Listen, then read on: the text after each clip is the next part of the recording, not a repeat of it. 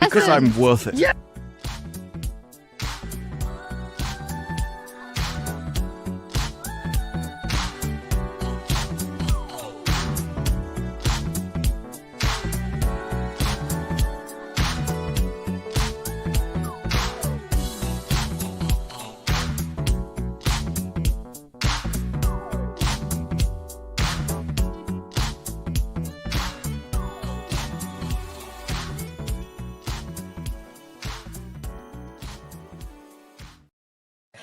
Hello, everybody. We are unsupervised today because we do not have Wicked, unfortunately. But it just might mean you guys have a... She dressed up as a witch for Halloween and enjoyed scaring the kids too much. And we've lost her. We don't know where she is. We assume she's chasing people down the streets now, riding around on a broom. I mean... frightening the living daylights out of America at this point. It's either that or the priest from The Witcher has finally found a witch to burn at the stake. He's finally got one. After A all real of the one. innocent people, he looked out this time. And yeah, they're now having a battle to the death in the I know. the rooftops of New York. So, Disbrew and I have only watched up to episode 4, so we are not the most informed of the entirety of season 4. But from the last episode I saw, these girls get called witches out of nowhere because a cat disappeared and then reappeared in someone's soup, allegedly. But then the cat appeared. They're like, is it this cat? Oh, No. they made her come back to life. That was the thing. It wasn't even that cat because it was their own guy that said it's that cat. So he didn't know. He just pointed to a cat. So they were making up the stuff about the cat. And that entire scene was utterly useless. It was stupid. And I'm watching a show about The Witcher. It should be about The Witcher. Everything should be from The Witcher's point of view at all times. And they're like, let's just have The Witcher stand there. Is he going to say anything? No. He's probably going to offer to fight the guy. Which kicks off. One line.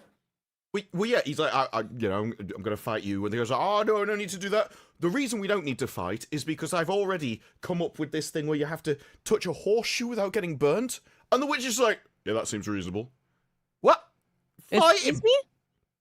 And he's like, well, I actually do have enough force to be able to kill everybody here. And then you've just got Morpheus over in the corner, who's got lost on his way to the Matrix 5, who comes out with some kind of... It was like he got it out of a Christmas cracker. Oh, no, what is it?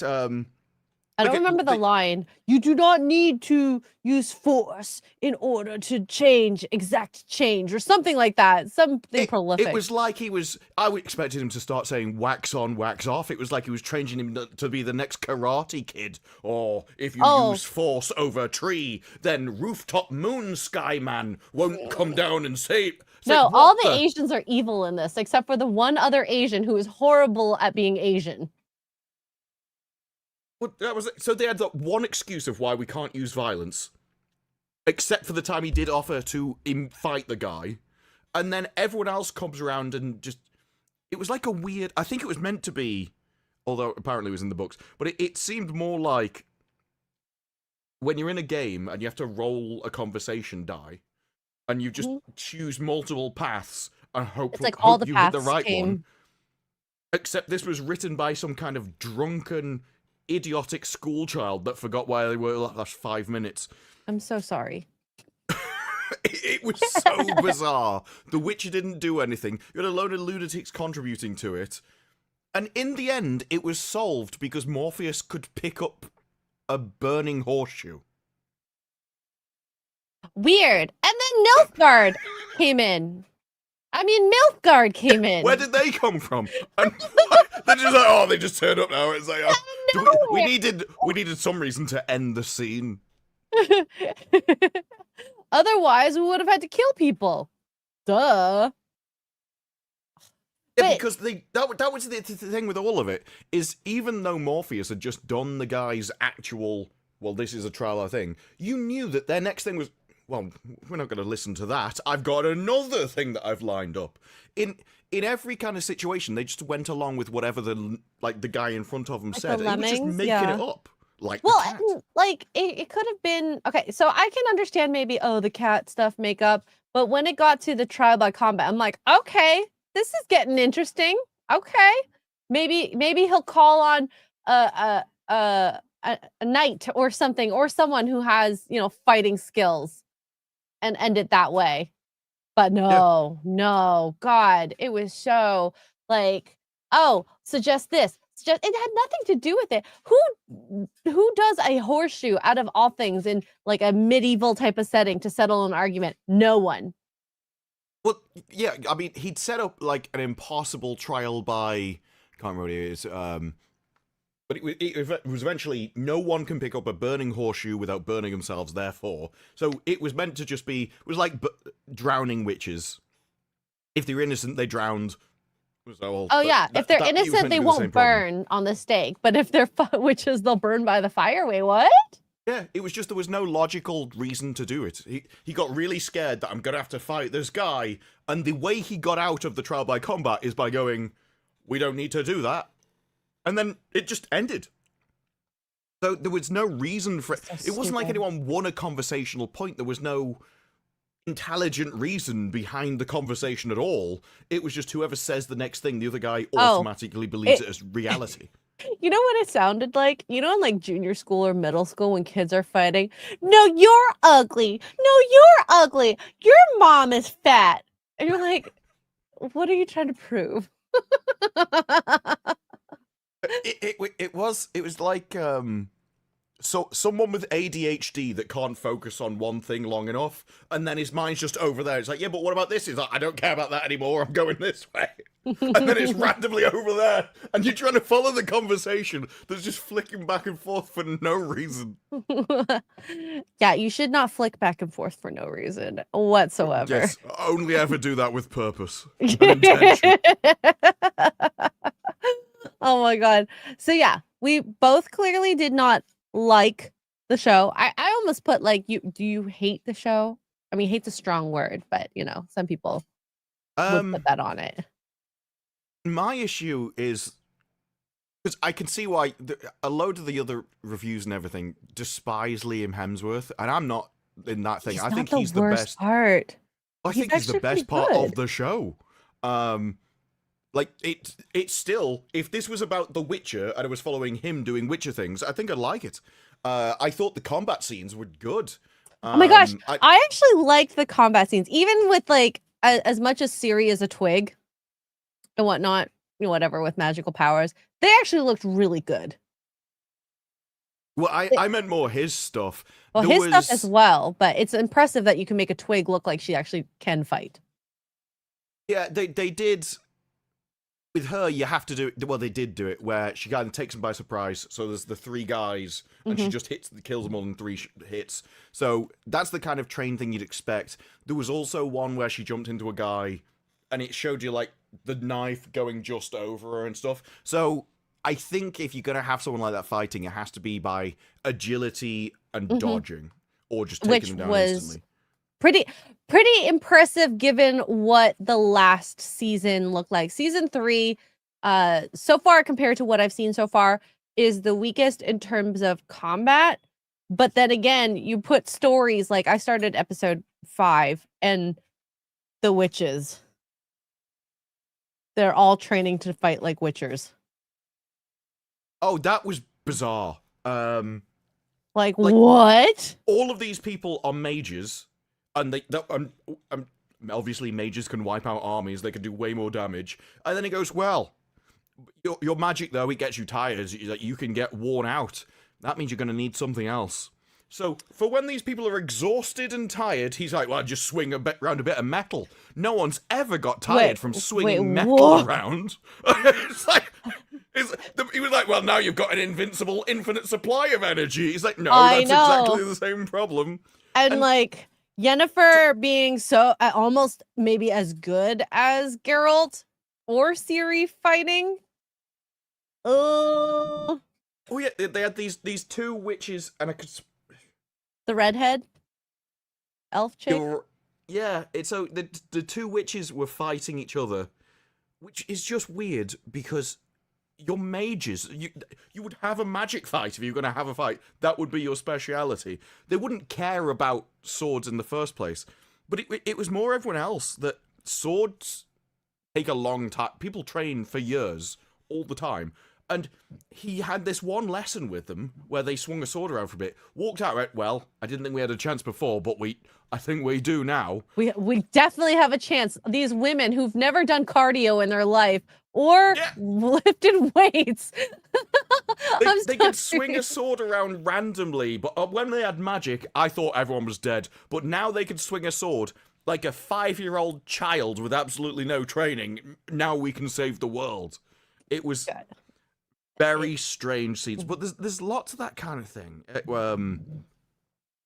It was the worst one, the worst scene out of the entire thing. Oh, well, first, as we were doing good points, it was like the spider scene at the start. I like that. It was very strange how he took out the big spider with just a sword, and then all the little ones couldn't be killed until he put fire on his blade. That annoyed me. That was very odd. But it was also cool seeing him do like all the different spells and use it all together in conjunction. The shield, and then using the fire inside the shield while everyone's battering on it and stuff. I can't do that in the game. What the heck? Well, that's the thing. It's cool. I liked it, but it does raise the question: why don't you do that more often? You know, when you're fighting all these humans and stuff, you can just summon shields and all kinds of stuff. You should probably do that. Might be a good idea. Yeah. So it does cause other issues, but it was a cool moment at the time. My issue is more that whenever I leave, and it's not that he's an amazing thing. He is the best bit of the show. Contrast. The rest of the show is awful. Like he is nothing compared to Henry. I find him. I think in the videos I described him as like just a beige room. It's very hard to have an opinion on him either way. He's just not really offensive, but not particularly. He's just kind of there. Except for the action scenes, which I liked. The issue is the moment you leave him to go to anyone else, it's just either boring when it's Yennefer going around doing Yennefer things. Oh, I'm raising an army. It's like the worst part of a heist movie is where they go around and recruit everyone. So the start of Gone in 60 Seconds is awful because he's just going around trying to recruit everyone. The start of Ocean's 11 is also awful.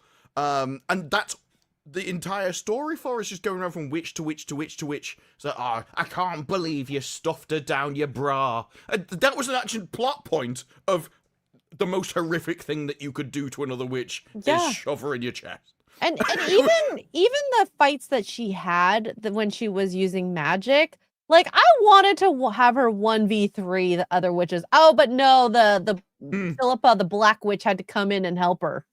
Wait, what? And she was even talking as if that had happened before. They'd been ganging up on her before, so she could take out more people. She's like, sent 2 the last time. Guess he's scared. He's sending 3 or whatever. I'm like, but can I see that fight then at that rate? Like, why not? That would have been cool. Well, it's like in I can't remember where it was brought up, but people were talking about a Doctor Who episode where I think the Cybermen have all come in from cubes, so there's billions of them across Earth, and then 4 Daleks turn up, and they have I remember that.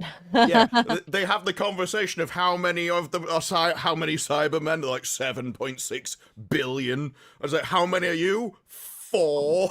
I think the Cybermen are like, this should be an easy fight. This is unfair, and it's like, correct. You should have brought more. And it's just the idea of 4 people going at 7 billion and they're confident. Like, exterminate. It makes you, this is important. And that's a big character.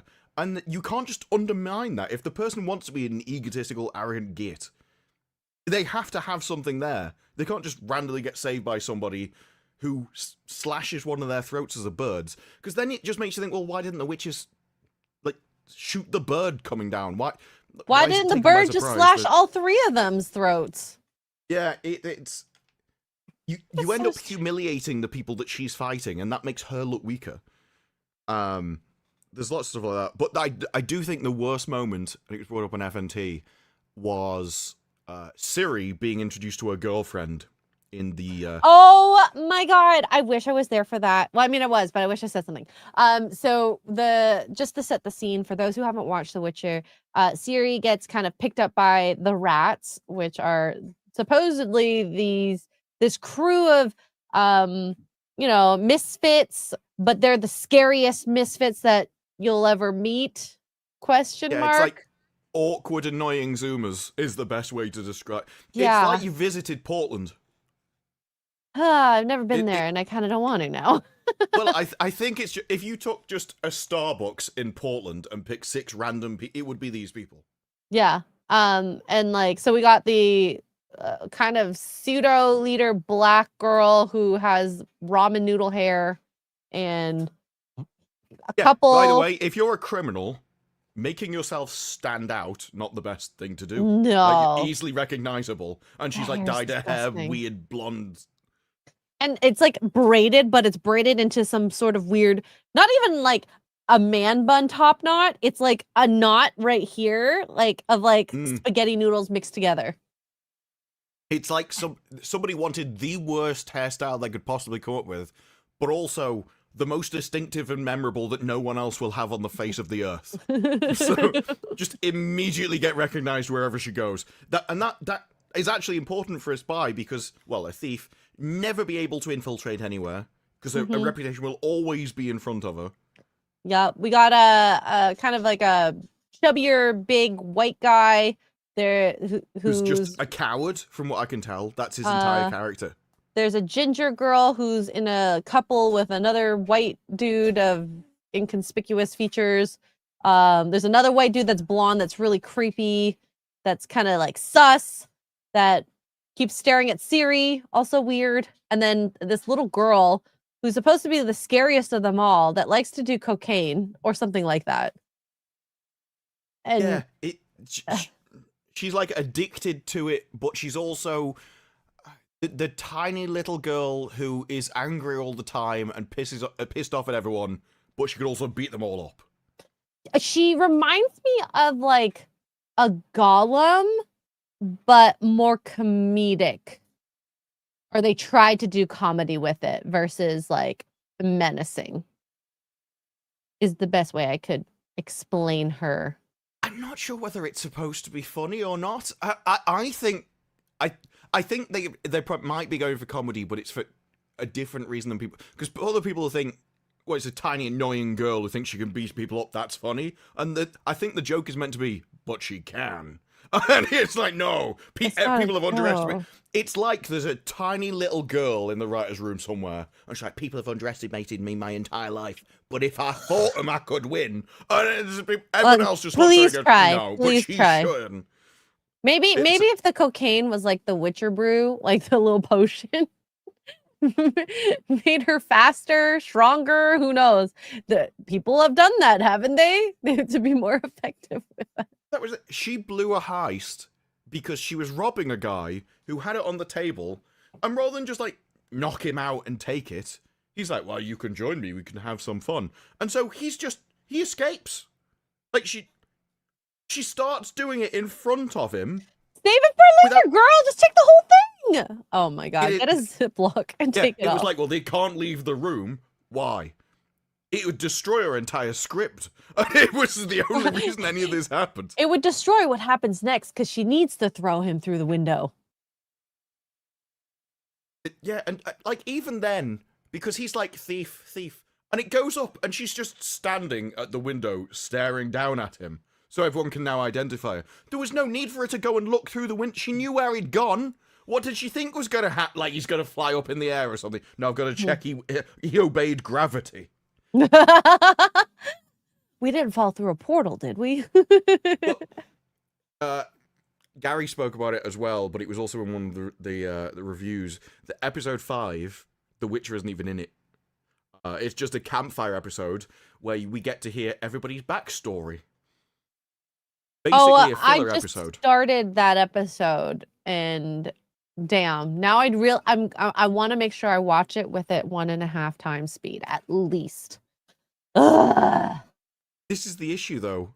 You haven't given anyone any reason to care about the characters, and now But you're going to do why now? flashbacks. It should have been at the beginning of the show. But hey, What- you know, this season is better than 3 still. I hold it in high Um, regard. Never even watched 3. Oh. I think I got halfway into 2. I was like, I'm done. And then I heard 3 is Henry even Cavill worse. was hardly even in 3. I was like, I'm Yeah. definitely not watching 3. Yeah, I watched up till when it came out, up till the mid-season finale where it was this ball where they're trying to do this super cool, like, okay, we're gonna show what probably people saw. And then we're gonna go back and show all the other little things that people didn't see. And then we're gonna go back again and show all the different other things that people didn't see. But also we're gonna overlay it with a song that the band's gonna sing where it's gonna be like, all is not what it seems. What? You really had to tell me that many times in song form to make it even more annoying? And then that's where I had to I had to stop. Yeah, It was horrible. it is. When you have to do one of these, because there are times when it used to be part of TV all the time. So Stargate had 22 episodes of series, and then in the middle of the series, there'd be an episode where they normally they're all around a table discussing something, and it was just an excuse to show previous episodes, because we're doing so many a year, we don't have time, and it helps us for a bit. You don't have time, you don't have an excuse now for in the middle of the series, just stop it, and talk about some random people that nobody cares about. You should be doing that as they're following The Witcher and they're going through events with The Witcher. You should be finding out about their characters. You shouldn't theyed a flashback to show their past, because you should see it in the present as they're interacting. Yeah, consolidate it all together. So, kind of going back to Alice in Borderland when I watched the first season and the second season too, they bring up these flashbacks at pertinent points where you get to understand the motivation behind them or why they're very good at doing what they're doing at that moment. And then you understand the character more. Not, okay, let's understand them all first, all at once, and then just have to remember for later. Yeah, and one of the reasons why Alice in Borderland needed to do that is because it had such a huge cast of people, and some people would just come in for a game. And so, yeah, it would reference the past and what they're doing, but it was because they're here, they're dead in 5 minutes, so there wasn't enough time for it. When you've got a series, though, you don't really need people's past isn't that important, because it's what's happening. You drank. That is weird. That it is like AI it knows. camera. It's like, no, we need to. This is an important moment. It's saucy for reasons. We need to zoom in on that can, folks. I'm not sponsored, by the way. Well, it's a better ad than most of the ones. Even their cameras don't zoom in as they're drinking. But yeah, like, you don't normally need, when you meet people, you pick them up halfway through their life anyway, and then you work out who they are by the things that they do in the time. All this obsession with, oh no, we must go back to when they were 5 to uncover why they're good with lockpicks. It's fine, nobody cares. I don't need to know your past. You can work it out from the present. I think it's just cheap storytelling. And it would be a filler episode midway through a season that just, you've got 8 episodes? When you have 8 episodes, you should be thinking, there should be no filler episodes with 8 episodes whatsoever. It should be at such a pace, and you should be desperately trying to work out how much you can cut, because you have so much to fit into this. You're like, well, we're just gonna have to get rid of that. I have no choice. There's too much to do. And it always seems to be the other way around. It's like these people have an hour's worth of stuff, and like, well, how can we stretch this out and fill this out? If I have to see her go and recruit another witch, I'm gonna lose my mind. Like, how many times she had to go into a new hotel and be like, look, I need to save Siri. And they're like, who's Siri? Oh, it's so bad. It's so bad. And I want to like it, and I want to give Liam the best chance possible, but the shadow that Henry Cavill has cast on this show has been so big that you're never going to be able to compare. Everyone's just gonna be like, Henry's better, Henry's better. And I mean, I've seen some of the article titles. Ooh, Oh yeah. I feel bad for him. This was the thing, like, Liam Hemsworth is as charismatic as a bollard in a wig. Was I think one of them. Oh, where was it? I think I have. Oh, here. Yes. That was The Guardian. It's so. And you know what? I have to say, the action stuff that Liam does is what makes me like him. His acting is not the greatest, but it's not the worst. No, I see him very much as a beige room. Yeah. And maybe if he was in a better show, maybe I think he'd be deserving of more criticism. But as it is, he's not the thing ruining the series. Like, no, I mean, like the script. Every time it goes to Siri, I'm just like, why are you on the screen? I don't know why you're a character in the show. People are like, she's in the books. She's an awful character in this show. Her entire storyline is awful. The people she's interacting with is awful. You cut those kind of characters. She isn't needed. She isn't important. I don't care. This should have just been a Witcher show. I don't know why it isn't. I don't know why I have to put up with all of these insufferable other third storylines, which are utterly unimportant. They don't go anywhere. They don't do it. Oh, I'm going to talk to these witches. Why? Well, we've got a pit. We're fighting this wizard. Why? Well, he wants Ciri. Everything comes back to Ciri. If we just cut her, the show would be better. Wait. Siri. We could actually have the Witcher doing Witcher things. Instead, what's he doing? He's traveling across the country. Why? Oh, to save Ciri. Oh, I will say, I just want him fighting monsters. I liked the times that he was fighting monsters. It was like the introduction to an episode. It was never like the episode. Oh, okay, I'm gonna get rid of this spider. Oh, I'm gonna get rid of this wraith and all this. And I'm like, why can't we do more like this? That actually made me excited for the show to start. And then once you get into the show, I was like, oh, Yeah, more it's witches, like more lesbians, know... more witches, more lesbians. Yeah, and the issue, because people are like, oh, it is astonishing that Hollywood has managed to destroy lesbians. When Gary said that, I died. It shouldn't be a thing that's possible to do, but it's because they should be there for the male gaze, not the female one, and that's what it is. There is nothing. You can play female with a lesbian. Just make them hot. Well, this is what I mean. It should be they should exist in the show for the male audience, and there is absolutely nothing erotic about that couple at all. Like it is. People have been talking about Sabrina Carpenter versus Sydney Sweeney, and like that is a lesbian couple that we should make happen. Well, no, because there's nothing hot about Sabrina Carpenter at all. This is the entire. Well, it's better than ramen-haired noodle lady. Sabrina is the female gay. Someone described it as what a gay man thinks a hot woman is, and it is. She's like dancing around all over the place, and it's the least erotic thing you've ever seen in your entire life. She's still hotter than the other lady. Sydney though. Sweeney is a woman written by a man, and that's what you would need in these shows if it was like for a male audience. But how is Lauren Hisrich supposed to know what the male audience wants? So she's doing what she would want out of the couple, and so now we have a couple where there's absolutely no way though. And she even kind of knew that by the fact that Ciri's just in a town. And she meets a random bloke, the first guy she meets, and she's going to get with him until the other one walks over and drags her away from this man. She wasn't even flirting with him. How much of a lesbian is she?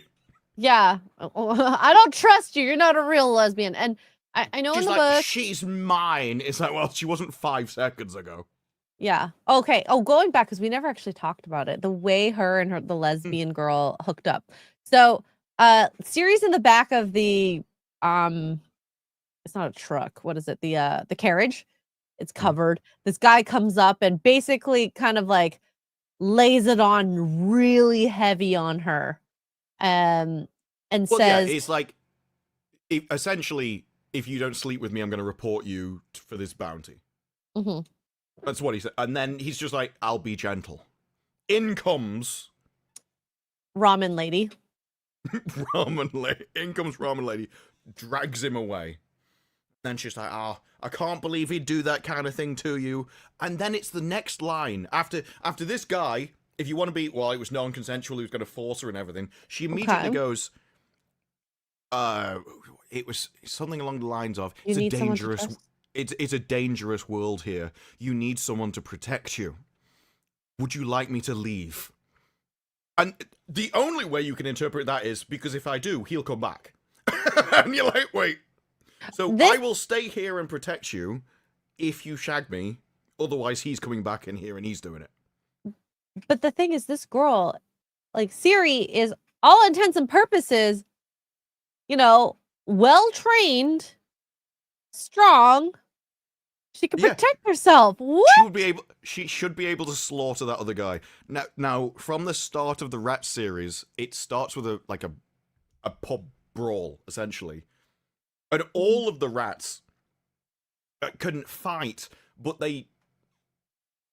it's really stupid the way they fight. It's like if you put Mr. Bean in a bar fight, he would win the bar fight. But he would do it by, like, slipping over on something and knocking a guy out. Or he'd bend down as somebody swung a bat over his head and knocked a guy out that was about to kill him. I'd be like, oh, something good nice on the floor. He'd just be doing stuff and wandering through, and everyone else would be beating the hell out of each other, trying to hit him. And that's what it is like in the Rats. And that's better storytelling, Mr. Bean, though. Well, yeah, but they're doing things that somehow win the fight, but none of it makes any sense.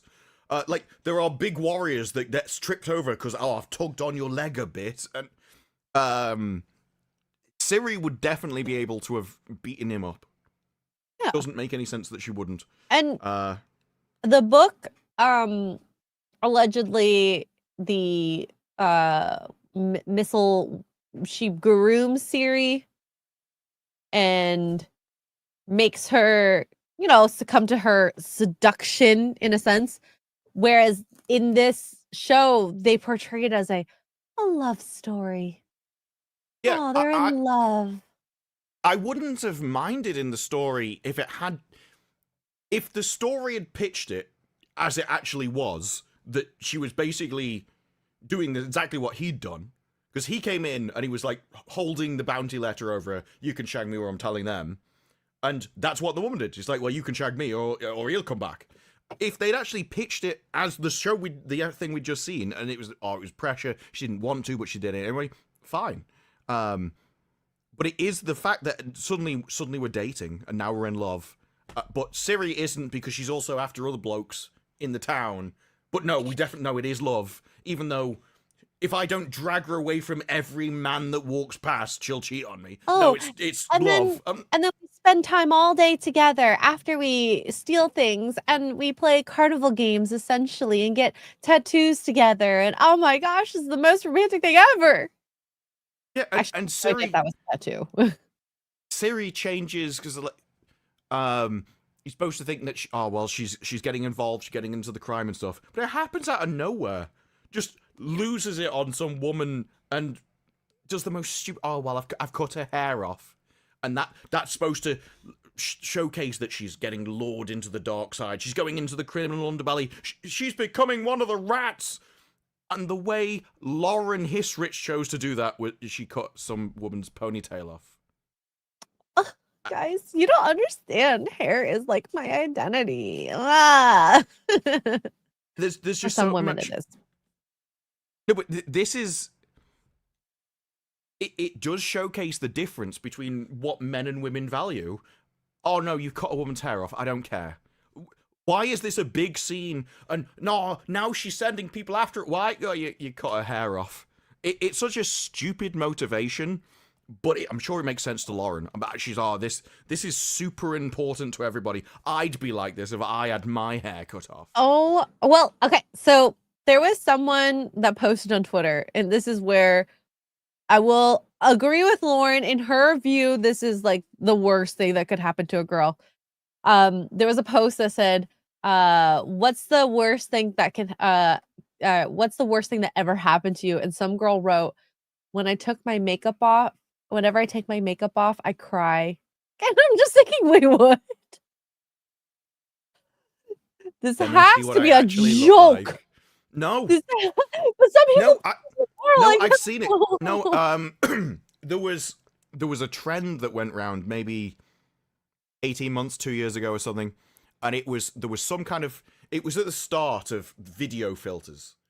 So before, people had filters for photos and stuff, but when they started to come on where they could put makeup on and they would change your face shape and all that kind of stuff, and they could do it in real time really well, people were doing like tests. So they'd put the filter on and you saw them immediately react. They'd be like, oh, and they'd start posing and they'd be like doing model shots and stuff. And they liked it. And then they turned it off and it hit them and you saw it hit them. And they were like, oh. And they no longer liked themselves anymore because they'd seen like the perfected version. Now, it was one of your typical Instagram face things. So I don't think it made a lot of them even better because it gives the kind of drag makeup and stuff. But to them, what they thought was attractive, they were suddenly distraught by how their face looked just by changing it a little bit. So I can understand if that's all makeup does. It just makes you more attractive than you are. So if you go around all day and you see yourself as your perfect vision, and then you come down to like from a 7 to a 3, yeah, that'll be a it would be a huge change. Someone said take off the filter. I don't have it on. I can turn it on. Here, enhance skin appearance. There, now it's on. There, very enhanced, the least enhanced, off. I don't mind looking like myself. It gets unrealistic. It began to look like what is it? A Kardashian? You just look like a Kardashian half the time. No, it reminded me of that moisturize me from Doctor Who. The skin. Yeah, because you get to a point where it doesn't look real anymore. It looks like a 2D plastic face when it goes all the way up. Well, a lot of it I know for people is blemishes, which is, acne and dark spots and whatnot.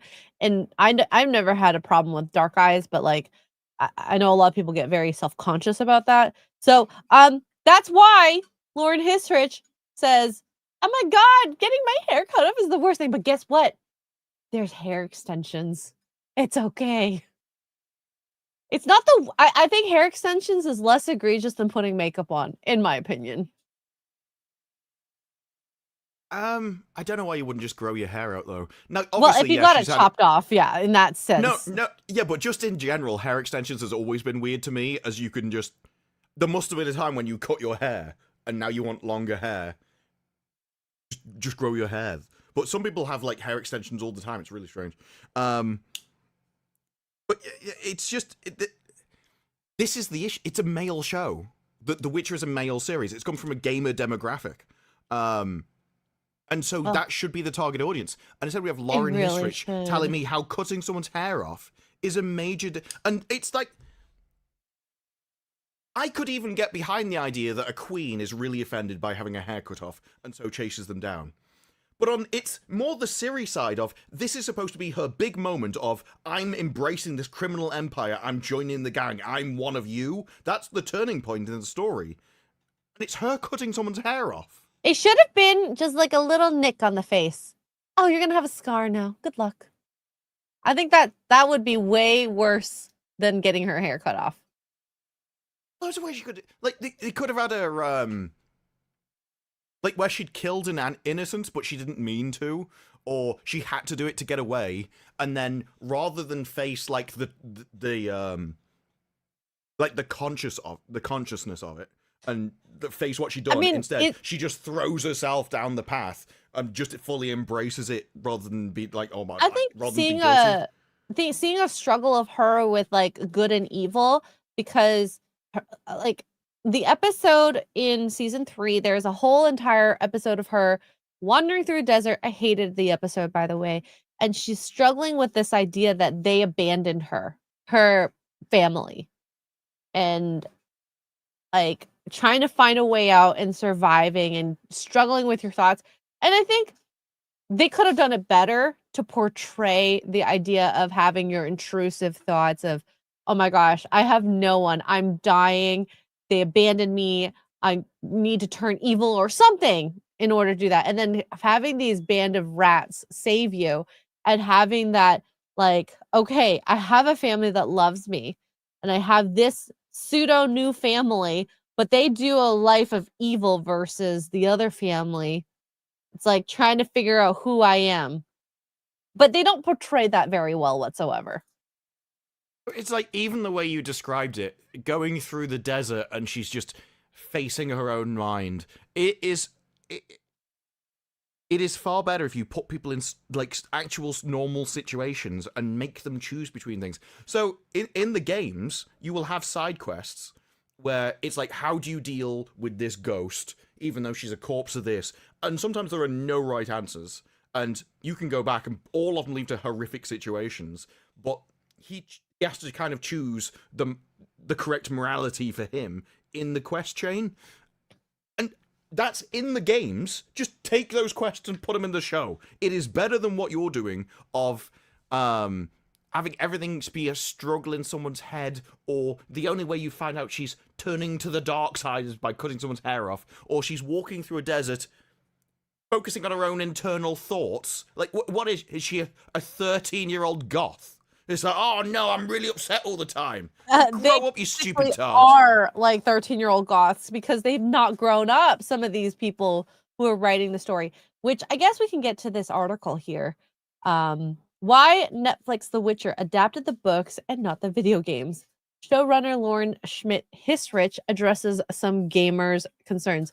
Now, I think, as with most IPs, what you should do is read the source material. And because literally the Witcher 3 game was probably one of the most popular games up there ever. Not the most popular, but definitely up there. You should probably play at least a couple hours of it just to get an idea of it.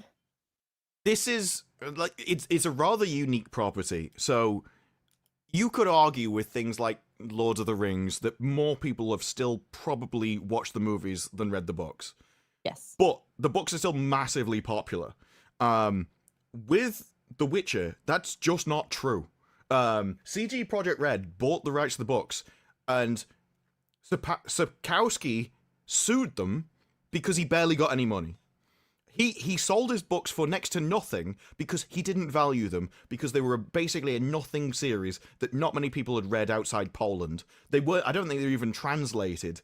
It was not some major series. He didn't think it'd be a success. The author had no confidence in it. So rather than taking an offer, because they did offer him a back end thing, if the game's really successful, you take a percent. Or we can just get stupid. Oh my god. Well, he didn't have any confidence it would be successful. He thought he took the better deal of just having a small upfront fee. So even the author didn't think this was going to be a big hit. It was the games that made it a big hit, and they made it.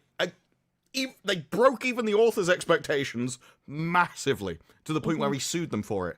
And they actually gave him more money, and they didn't have to, because legally he didn't have a leg to stand on. They did it essentially just because they probably thought, well, we did kind of take the piss with our arrangement. But it does mean that the games made everything in this show. As far as I'm concerned, the games are the source material. And they improved on it. They're the ones that got all this people, all the audience for it. That's where everyone knows it from. It would make far more sense to adapt that than the books. And like, even Liam, I saw an interview on Jimmy Kimmel here. Oh, I can share this, and I thought this was interesting. Let me refresh once I share.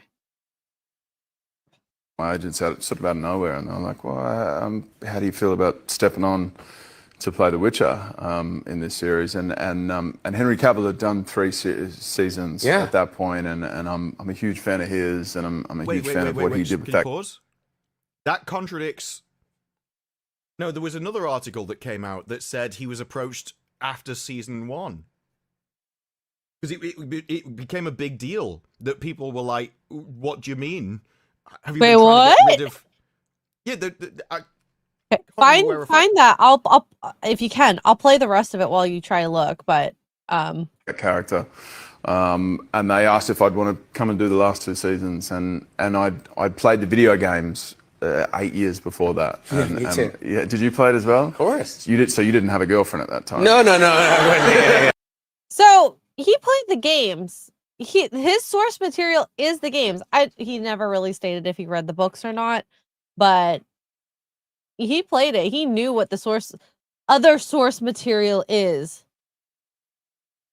And yet, I mean, I played the games, but I didn't finish it. So I don't know the complexity of all the characters either. So there is that. Okay, so this is briefly read the article, but this is what I'm talking about. Fans react after Netflix quietly updates The Witcher article on Liam Hemsworth. So this came from Netflix.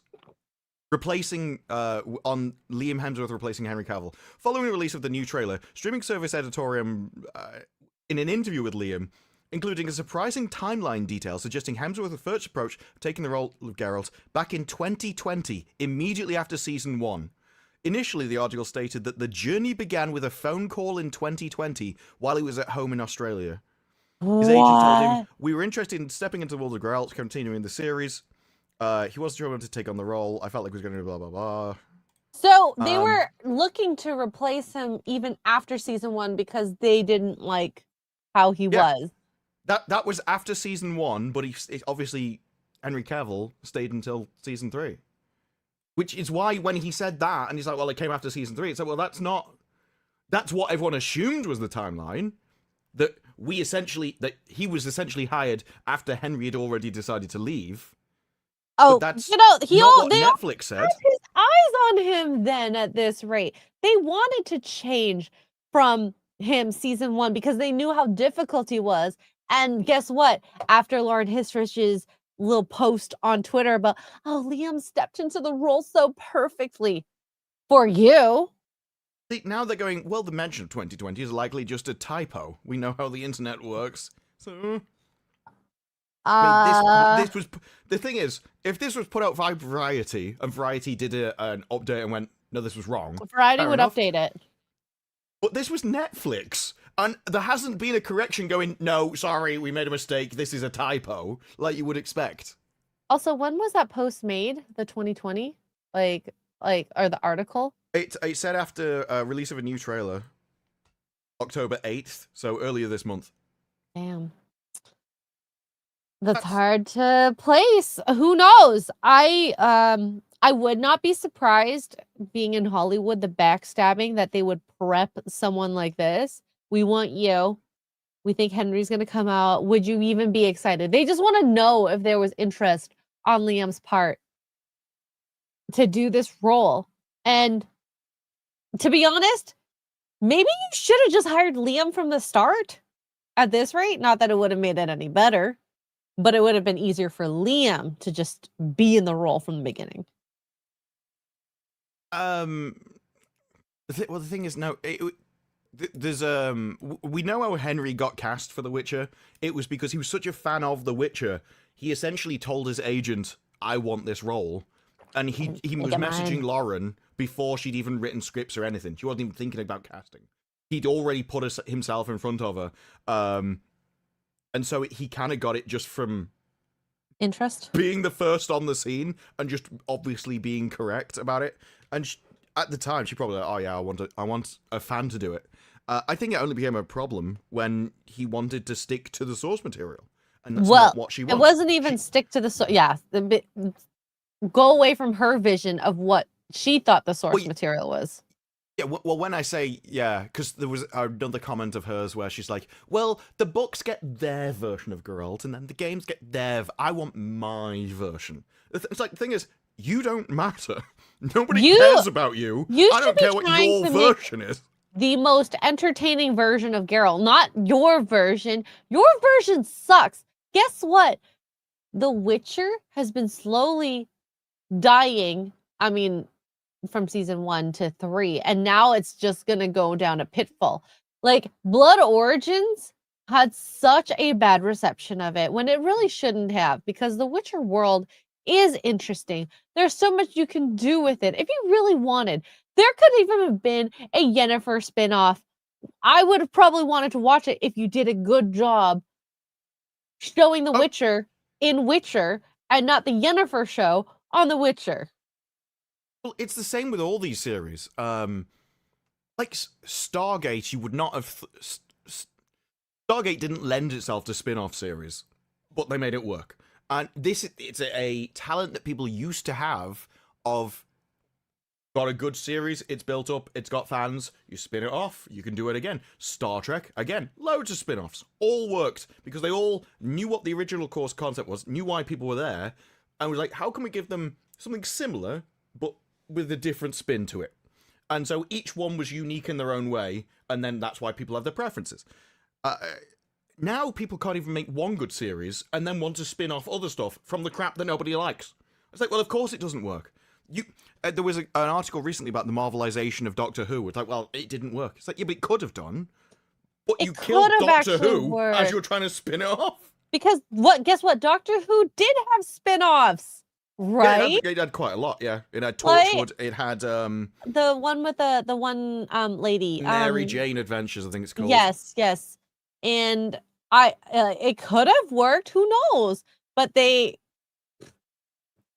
butchered the last two Doctors immensely. But it doesn't even take much. It takes coming up with a setting and then one good character. And people will follow one good character, and then he just meets other characters. We've seen even this, if the characters change. Well, we've seen this in real life. We had Top Gear, then Clarkson got fired, so people followed him. They set up their own show, and then Clarkson went off on his own and just hired a load of new people. But because people like Clarkson, they followed him, and now they like the other people that are on the show. Yep. That's how you do a universe. Like, this is classic television. But now they treat it as if, well, we can spin off anything. It's like, no, people don't like the core concept. Start with one, please. The real question is, why is Lauren still in charge of The Witcher when people haven't liked the stuff for series after series? In fact, it's so bizarre to have put Lauren in charge of this franchise in the first place, when she clearly doesn't like the games. Henry. And the games were what made the franchise. You should have had a gamer in charge of the series. Or if not, have someone who can do the actual Hollywood aspect of everything that is, show. And then whoever, as a consultant producer that worked on the games, who is very intimate in the lore. Well, I mean, obviously not being in the industry, I'm sure all these roles have very defined things that they're supposed to do. And I'm thinking of it in a way more kind of lax thing. To me, the showrunner's job would be essentially like the vision of it. Whereas I think you could probably have kind of showrunner position where they control the story flow and everything. Yeah. And then get someone else to do the actual the filming bit. I would rather have like a fan in charge of the thing, like guiding the story, and then actually have the consulting bit be the people that put all the mechanical stuff together of actually getting the show together, rather than having a showrunner who knows all about the movie industry but nothing about the IP. That seems way backwards to me. It's like, yeah, I can make it look great, I can get all the cameras in line, but I have no idea what I'm doing. Yeah. And even if you were, like, say you were the best fantasy showrunner, producer, writer, whatever it is, as long as you can learn the source material, you could spend a whole week playing the Witcher games as research. Yeah, but it's not just the knowledge, it's the care.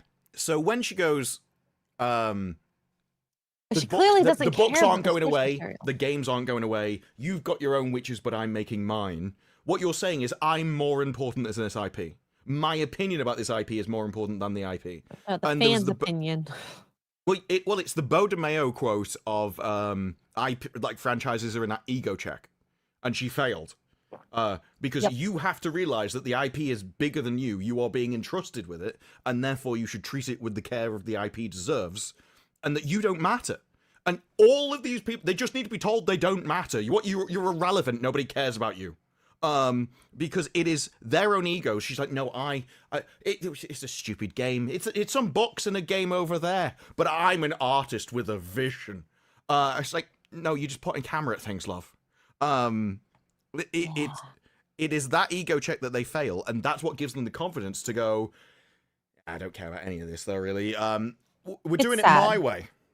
It's sad. And maybe she could have made a good Barbie movie at this rate. Many of these women could have made a good Barbie movie, but I think they are. To these IPs. As the Witcher show goes along, you can tell the characters that she likes the most, and it's not the Witcher. The screen time, clearly. Yeah, every time it cuts back to Ciri, and I'm gonna have a tattoo done with my lover. Is that what? Why is that a scene? There's nothing. Okay, so she got a load of guys there. That could have been done anywhere. Why is she having a tattoo with a lover? But it's because she thought it was important. Romanticized as a woman. Oh my god, we're like meant to be together because we're getting like tattoos, like couples tattoos. Like, oh my god, you have a star and I have a star together. Yeah, they should have been tramp stamps. That's the only thing that would have like fit in with that couple. If they just both got tramp stamps together. And then someone's like, why are you getting a Target? Neither of them can use it. It's really unfortunate because I did actually like the bit how she took down the guys because it was oh my god, it was really cool. And then they even had like the bounty hunter guy. I don't really know much about him at this point. He was really cool too, by the way. Utterly destroy loved witches. His fight. Well, the problem that I had with him fighting the Witcher is the Witcher also was not very strong. Well, that was the point. I didn't know whether it was from a previous series because I hadn't watched him, but it didn't. There was nothing about that scene that made me feel like he was powerful. He got dominated by the other guy, but I felt like you should have built the character up that he was fighting more. Maybe it was in the previous series, I don't know, but he didn't seem like a particularly good Witcher. No, I just liked how I love his one line when he cut his fingers off. And he's like, "Don't you need your fingers to do your spells?" My first thought was use your other hand. But apparently not. And then I love that okay, so for those who didn't watch the show, it was these 3 fingers that got cut off. So he's making this hand sign. Yeah. But I would have done something like where you'd just seen the Witcher kill something. There was a monster that was destroying a load of people. Then the Witcher comes in and just utterly annihilates it and just proves his skill against this monster without even getting touched. He just wipes it out instantly. Yeah, and then he has the carcass in his like carriage that he's pulling with his horse, and then all of a sudden he's like, "Oh, sign, let's go here." Okay, it's on the way. I feel like you could have just done it all in one fight. Like the Witcher's already at work saving people. And you just get a sense of the power levels because he's just fought people. And then you could even just have the guy come immediately afterwards. So he's just annihilated this monster, and then maybe the other guy had something to do with it. He set him on it or something. But he's just there to take advantage of the situation. Yeah. You just a random guy turning up, and he dies. You just assume that he's that's how you shield the guy's amazing. I don't remember him from before, but I mean, if someone's watched the show and that's even worse because the only thing that made that scene even have like a possibility of making sense is if he'd been a massive character in the previous seasons. If that's all he was in that scene, that's a really bad way of doing it. The only person I remember from previous season was Vorpin, the dwarf character with the red beard. Of course, besides I can't remember anyone for the life of me. So, but I did like the bounty hunter and him turning up at Ciri's corpses essentially, and working back of how the fight went down and being impressed with it. Like all that's cool. There are moments in the show that I like. It's flashes though. Yeah. The issue is it's like Liam fighting, or it's that guy. Like the Witcher fight was good, I like the scene with him there. The problem that I have is the main characters, the ones that I don't like, that keep getting cut to, and every time it happens. So in what is it? Alchemy of Souls. It's like multiple genres in one Korean show, but as Korean stuff kind of does, it separates the genres into different scenes.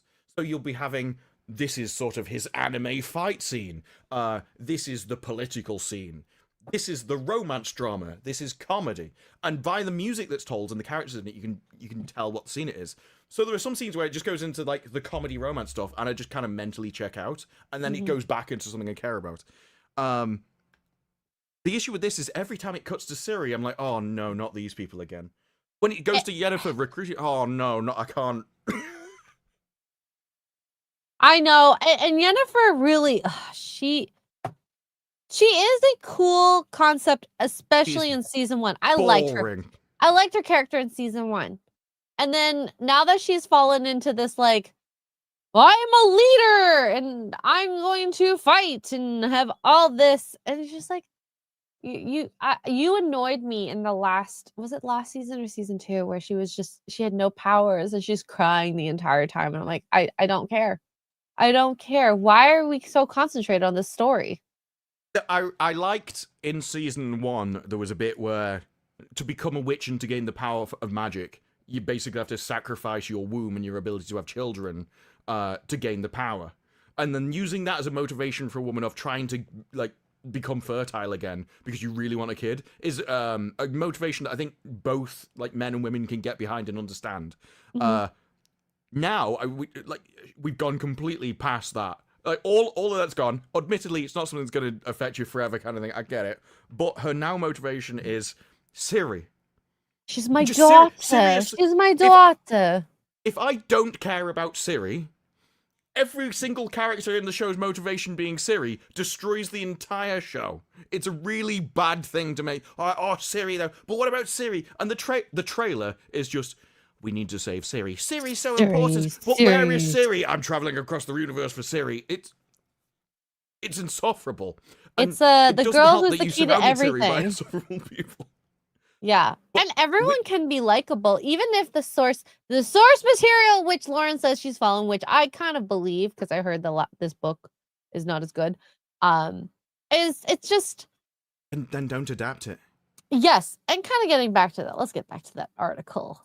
But the thing is, I did like Yennefer's magic fight, but there's that scene where at the gates where, and it didn't take much. You're supposed to have these mages, and they just go, kill him, and then they do. And you're supposed to think this is a really complex plot. Easily. Like, how on earth did they get the people through the gates? And it's like, kill it. That was all they did. But Yennefer is there. She can hear her friends dying 10 feet down the road. Care. And she's talking to the guy in front of her. She doesn't rush back. She doesn't kill all the people which are annihilating her friends. She doesn't stop and wipe them out. She's like, I need to find out where Siri is, no matter what. I need to talk to this random guy that I saw at the end of the road rather than save my friends who were being murdered because they were trying to help me. Which is so opposite to Geralt, because Geralt will literally see a family get taken down a peg, or like a girl who might get killed. He'll go save them. And it's so like, okay, that's why I like what they did, at least with Geralt's character versus Yennefer's character. Geralt is likable. Geralt is doing manlier things, more honorable things than Yennefer was doing, or is doing. Yeah, and it was like with the pox thing. He rushes into him, and then people go, what about the pox? What about He's like, there is no pox. But he already knew that, because worldly wise, he's seen all the stuff. He can recognize the situations, but he doesn't tell anybody. But it gives you that kind of, oh, he knew. It's the surprise of he keeps it to himself until it's important, and that's kind of a cool thing for a character to do, is like just a characteristic. Meanwhile, the thing is though, that with Yennefer in that storyline, I bet if you talk to Lauren, she would have no idea what you're on about. She doesn't. because to her, it's like, well, obviously what I want is the most important thing in the world because I'm me. So when she's writing a female character, she's like, well, she needs to talk to this guy because Siri. And she just, I think, got complete blinkers about what's going on over here or why that even matters or why it's evil to ignore your friends dying and there. She's like, well, they're not important. They can't find Siri. So what she's written is Yennefer essentially using up all of her friends as resources, but it's not pitching it as if it's an evil thing to do. Which is She's funny like, because she's like, oh, there's not that many witches left. And this is the last class of Aretusa. We're the last of the witches. yeah. And Excuse me? well, you have there's token hints at it, like other witches going, I just want to be left alone. I don't want to do this. This isn't my fight. But they're supposed to get convinced when she just goes, yeah, but Ciri, though. And even to the point where she kidnapped, what was it, the Alvan Queen. Yeah. And apparently did the worst thing possible that you could ever do to a witch and everything. There's a whole... Her, yeah. Yeah, there's a whole scene about how awful it is, how you've just disrespected her, and then she just gets on board. It is absolutely wild how that all kind of happens. But yeah, with this, she goes, I think American audiences know about Geralt from the video games. But the answer to why the show adapts the books is very simple. It's that the video games are based on the books. They are the adaptation of the books. For me, it didn't make sense to make an adaptation of something. It's like, well, you're not... This isn't a biographical replication of something. It's not like she's, oh, well, you don't understand. You may want the games adapted, but I care so much about The Witcher that I didn't like their changes. It's like when people talk about the movies for Lord of the Rings and like, well, you didn't do this or you didn't put this character in. And even though it can be explained, it might ruin the flow of a movie or why the Scouring of the Shire, you already have an ending against a god. It's a bit weird if you just carried on. It's like, well, now we've got to get some people out of our houses. It's like, you don't want two endings to a movie. You could understand logically why it wouldn't work in movie form, but people still kind of want it. Lauren she doesn't care that much about The Witcher. That's not what she's saying. And it just comes across an excuse because she's not following the books 100% of the time. And when you think about what the audience wants, it makes far more sense to adapt to the games because that's what everyone knows, that's what everyone wants. And this is why you see things like, why doesn't he have two swords? And yeah, like, I did wonder that. Well, it's because that's not in the books, that's a game mechanic. But because the games are what everyone knows it from, he's known for having two swords. That's actually part of the Witcher lore now. And I would say that's part of the source material. Even though it actually was never in. Because it's wider reaching. I think it's kind of cool that when you think about it, it doesn't really make sense because a silver sword would definitely kill people.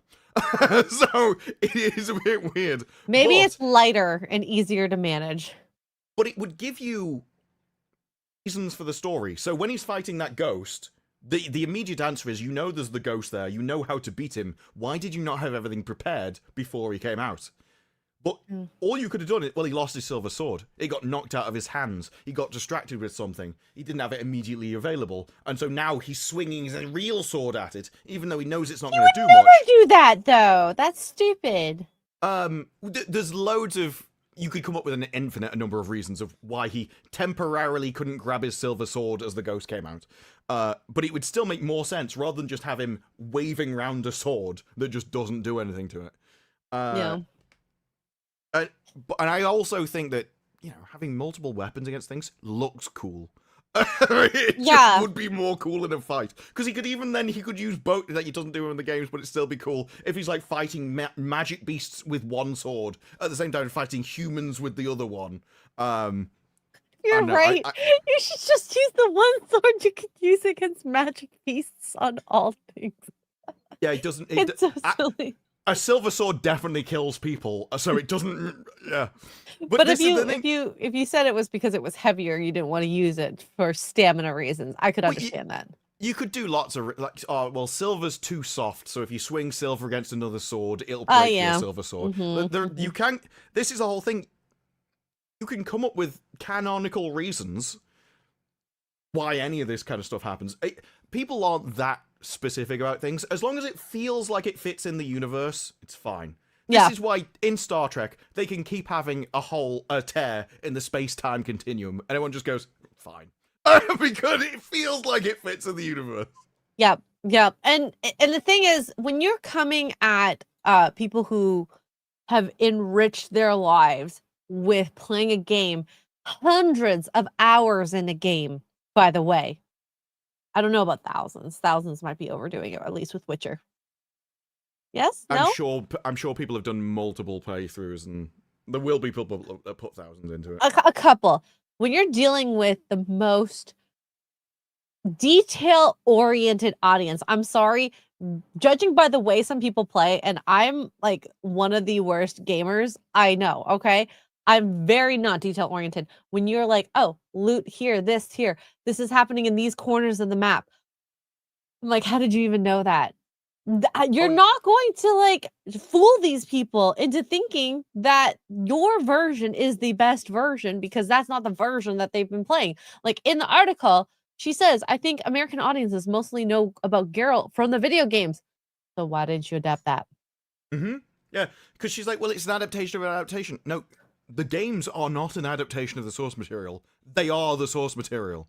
This is all, and like when you're away, people will talk about Lord of the Rings and get annoyed that the Scouring of the Shire isn't there, even though it doesn't actually fit into a normal kind of flow of a movie, because you've already killed the big bad. So anything you do after that actually feels like, why is this movie still going? If anything, you would have to have put it before that, and then it wouldn't make sense with the characters, and it would have pissed more people off. So there are reasons why stuff like that happens, but Lauren is not some big, massive Witcher fan where every letter of the book has to be exact, and she's like, well, I don't like the games because the games change this minor detail of the books that I just don't like, and I desperately want an accurate representation of the books. No, it's just an excuse. Just her version of the books was her version also aligned with the books at the time. Her excuse loses any kind of weight the moment she changes stuff. Because now, why didn't you adapt the thing? Well, I focused on this one. Yeah, but you're not adapting that properly either. So yeah. So I saw this tweet here. The Witcher showrunner Lauren Hitchich says team is ready to take a step back after season 5. Quote, I think there are so many more stories to be told in the Witcher universe, truly. But I also think you have to take a step back and accept gracefully the end of this story that we've been telling. So basically, the nice version of an FU to the audience who've been complaining about her story. Oh, that's not how I took it. I took it as, I will not be continuing The Witcher after these seasons are over. I mean, it could be 2 in 1 at this rate. It's like, actually, the universe can continue. I'm not going to be the one that's doing it. That's the way I took it. It's like, no, because I think it is correct. It is a universe that you can fill with, because it's a land of monsters. There's a lot of cool characters, a lot of cool monsters, stories. Well, you could also invent stuff. It is a land that you could fill with all this kind of stuff. But the thing is, these kind of settings, they're not rare. There are loads of universes that could Star Trek could have 5 major, massively popular shows going right now. It doesn't because no one's made them with talent. And it's the same with The Witcher. Sure, The Witcher can have many more stories. Any well-built universe could. Lord of the Rings could have an infinite number of stories built into it. But people don't have the talent to do it. It's like D&D. Like there's so many stories you can tell with D&D that could be good. And like The Witcher can be a D&D like story. I mean, him going and trying to find Ciri, if we made it an episodic thing where the overarching story was him looking for Ciri. I mean, it's been a thing in the last few seasons, I know. And just every episode was a monster. Problem comes up, he tries to find it, maybe etching a little bit about hearing stuff about a blonde girl in the rats or whatever it is, and then eventually getting to that, I probably would like it. There is the outline of that in the first 4 episodes, where he's going across, and he keeps going, ooh, we've got to get there soon. We're running out of time. They And then didn't put there's a enough side effort quest. in there. Well, there's a side quest on the way, and they're like, "We need time. Are you sure you want to do this? I'm going to do this side quest."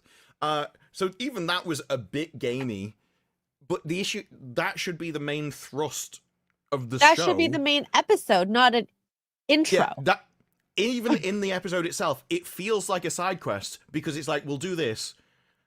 Over to Siri. It's like everything that happens with Liam seems to be just a side quest. Oh, well, I'm going to have to write him in now, but back to Yennefer.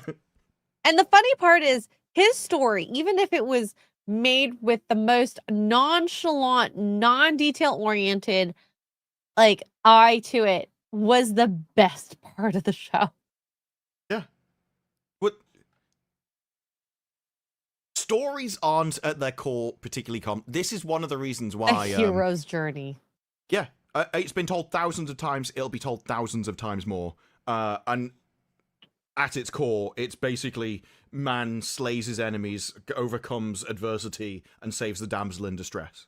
And that is the outline of like a vast amount of the stories, a huge percentage of the stories. Whether it's Yaskir or a little girl or a girl that's about to get raped, that to me was so good.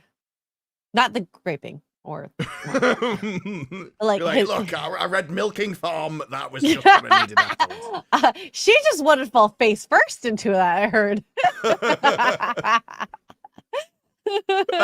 Have you seen this meme? This one it is the grand spectrum of female literature. Uh-oh.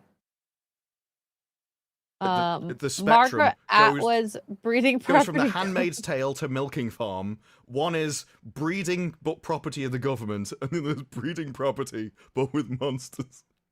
You know, smut is a huge. Oh, where is it? There was a tweet I found that it's like a 10-digit billion-dollar industry. 10-digit. Okay, let's just say at least 10 billion. That is insane to me. That we're like, oh my god, men are so disgusting with their corn, and then oh yeah, well this is basically the best-selling charts now because they don't really let male authors write books anymore. All the agents and stuff, they only want female literature, and so when they're looking at the audience, obviously now it's mostly women because the books that are coming out are just aimed at women. They're written by women for women. It's all this kind of stuff. And so it's a self-fulfilling prophecy as well, a self-fulfilling loop, a feedback loop,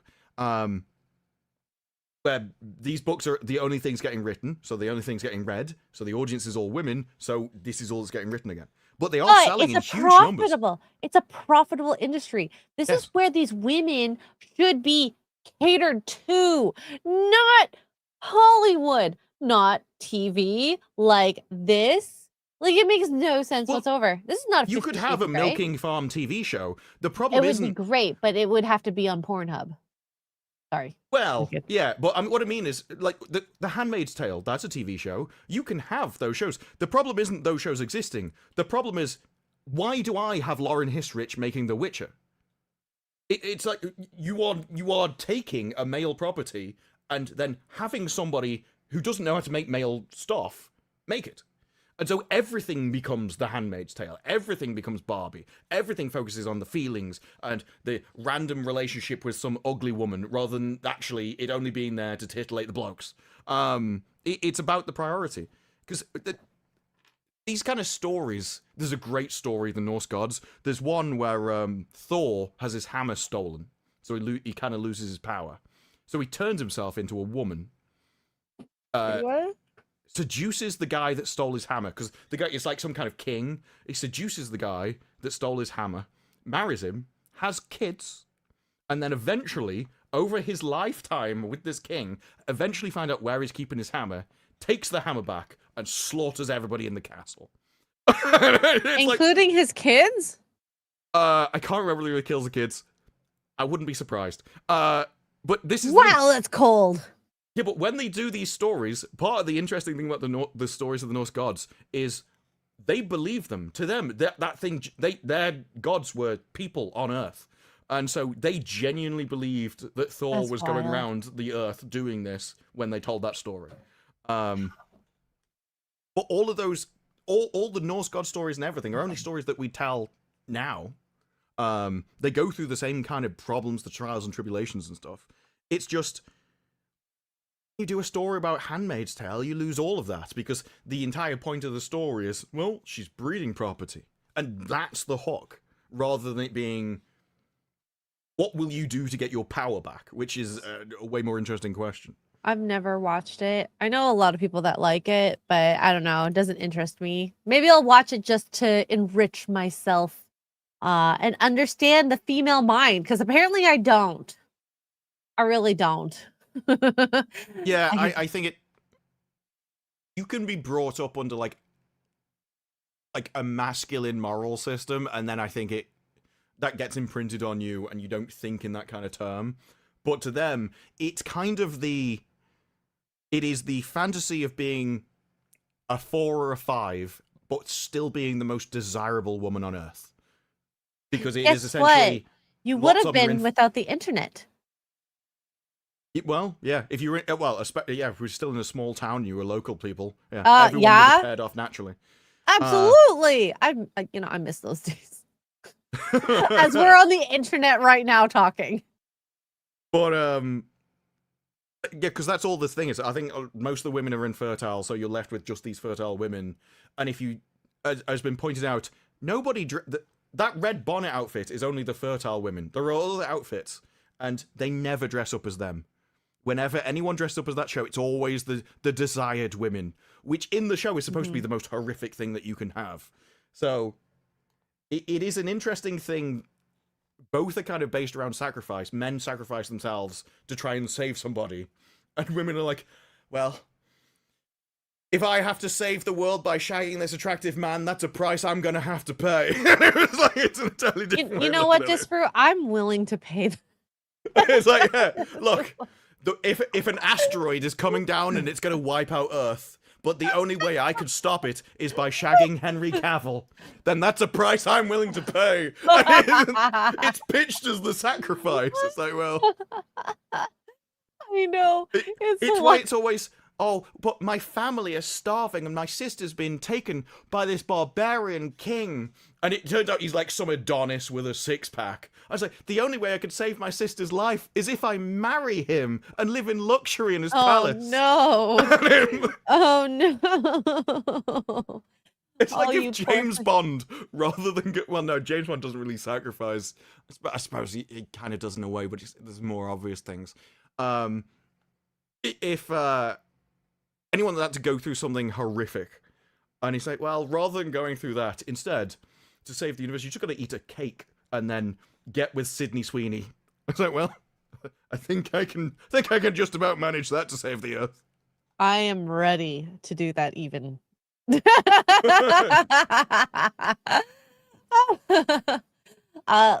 put a pin in this because I actually want to get back to like the idea of male and female sacrifice. We have some super chats here, and we kind of got a little away with conversation. Daniel Steele, member for Thoriumon, says potato. Thank you so much, Daniel. And Jason Webster with 5 Australians says time to join YouTube's dynamic duo X-Ray Girl and Captain Disparu. Same saucy time, same saucy channel. But without the channel owner. Yeah. She has a lot of trust in us. Yes. And my laundry's done, by the way. Well, when she's not flying around town on a broomstick. Yeah. She needs to slow her roll Halloween style. I mean, maybe she's just using it as a way to get to the different grocery stores and getting that half-price candy. Okay, I get that. Andrew Matthews with 5 British pounds says Pablo Schreiber from The Savant is the same. The beige lesser brother. Like Liam. He kind of is. Well, he's the from this trailer, it's The Savant, but he was also the Halo Master Chief guy. So he is muscular. He'll have a 6-pack and stuff. He also, I don't think he's the most attractive man. He's never brought up when you're like, who is the most attractive? No one goes Pablo. And I always remember Lady Gravemaster's comment of, I was really disappointed in his arse. So apparently, like, she expected more of a super soldier. Like from Pablo or from Liam? Yeah, because in Halo, he's always getting his arse out throughout the entire thing. Oh. In fact, in every episode, there was like a secret arse. Sometimes they'd hide it on a screen in the back, but there was always an arse in every episode. It was really strange.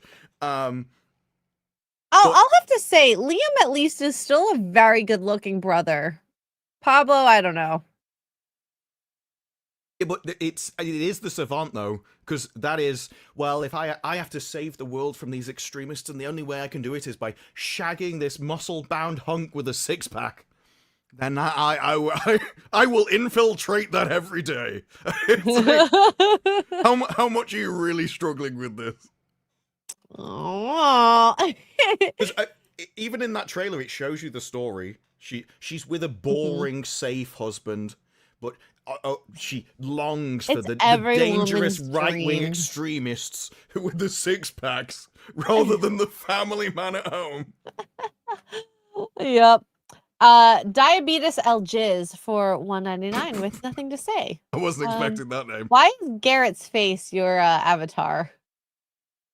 I'm not surprised. I'm surprised. Okay, I had a meme like ready to go. Maybe I can share it. Share image file. Anytime I saw Garrett, this is what came up in my head. Sorry, no, it's not what I kept thinking that it looks like to post it. He'd taken Men in Black too literally. It was like every time I see that, just the I suit know. and everything. I think he's smiling too, and it looks like he's frowning. He was so happy with himself. The thing is, there was a chat where he said that he was going to be Jimmy Kimmel in blackface, and I just expected him to put a suit on. I didn't know he meant no. That real blackface. Put the makeup on. It's amazing. He did a great job. I'm so glad that he didn't reveal his outfit to us at the beginning. But part of what made it so great is he was so pleased with himself. Every time it would run off, he was like, yeah. Yeah. With his gloves. The gloves were great too. Yeah. Oh, because I didn't notice the gloves, and then he started talking with his hands, and then it was okay. But he always talks with his hands. I don't think you've noticed. It's because I've been editing a lot of stuff with him in it, and I'm like, he does like this a lot. And yeah, it's what you do. I do it. I just find it's easier to. You kind of talked with a certain rhythm, but it is very useful to explain things if you just make shapes and stuff. Yes, absolutely. Mark Reality, thank you for being a member for 27 months, says, so is there another character named Alexa? And if so, is she jealous of the attention that Siri gets? You know how many times my phone, when they're like something Siri, and then it would react, I'm like, shut up, phone! A lot. See, now, I have that turned off, so I never had the problem, but I can imagine that, yeah. Because I have had it where she gets activated. Generally from a YouTube video where someone's doing it in their own house. Now, one thing I have learned is if you're a streamer, you should always wear headphones. Because I saw a streamer get his entire... Somebody said something like, Alexa, turn off everything. You're like, that was lucky. I realized what I'd just done. I expected all the lights to turn off. No, I didn't find a group called Everything. But somebody super chatted, and it did like the text-to-speech, and it was like, turn off computer or something. And the stream just ends. It was like, oh, they were successful. Oh, no. Because it was playing over speakers. That's amazing. Yeah, I prefer headphones anyway. It looks so weird. If you don't have it, and then the echo that could happen with like the speaker in your mic, I would rather mitigate balancing that. where you can hear the audio but the mic can't. It would be it's really difficult. My ears aren't that good. They aren't. Especially when you can get like open back headphones and like, which don't even go in your ear or anything. So yeah. Lance with $1.99 says A Land of Monsters. What, like London? Yes. Wow. Yes. Although, to be fair, The Witcher is less of a stabby place. Yeah, they use swords way less than I thought they would, you know? Mm-hmm. Yeah. Very strange, very strange. Marker Reality for $5 says, but for the modern audience, it's the Shiro who vanquishes her enemies and saves the damsel in distress because she wants a distressed damsel. I don't want a distressed damsel, guys. Okay. I always think of it rather than a Shiro is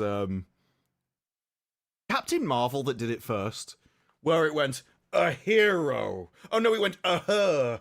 Oh, it started with her. Oh my god. Oh. It's okay. You know, I think that men and women together can build a very strong relationship, and you know, going into the rules that you prefer are great. And sometimes when you're good at are great too. So it's not just even what you accepting. prefer. It's what you evolved for millennia to do.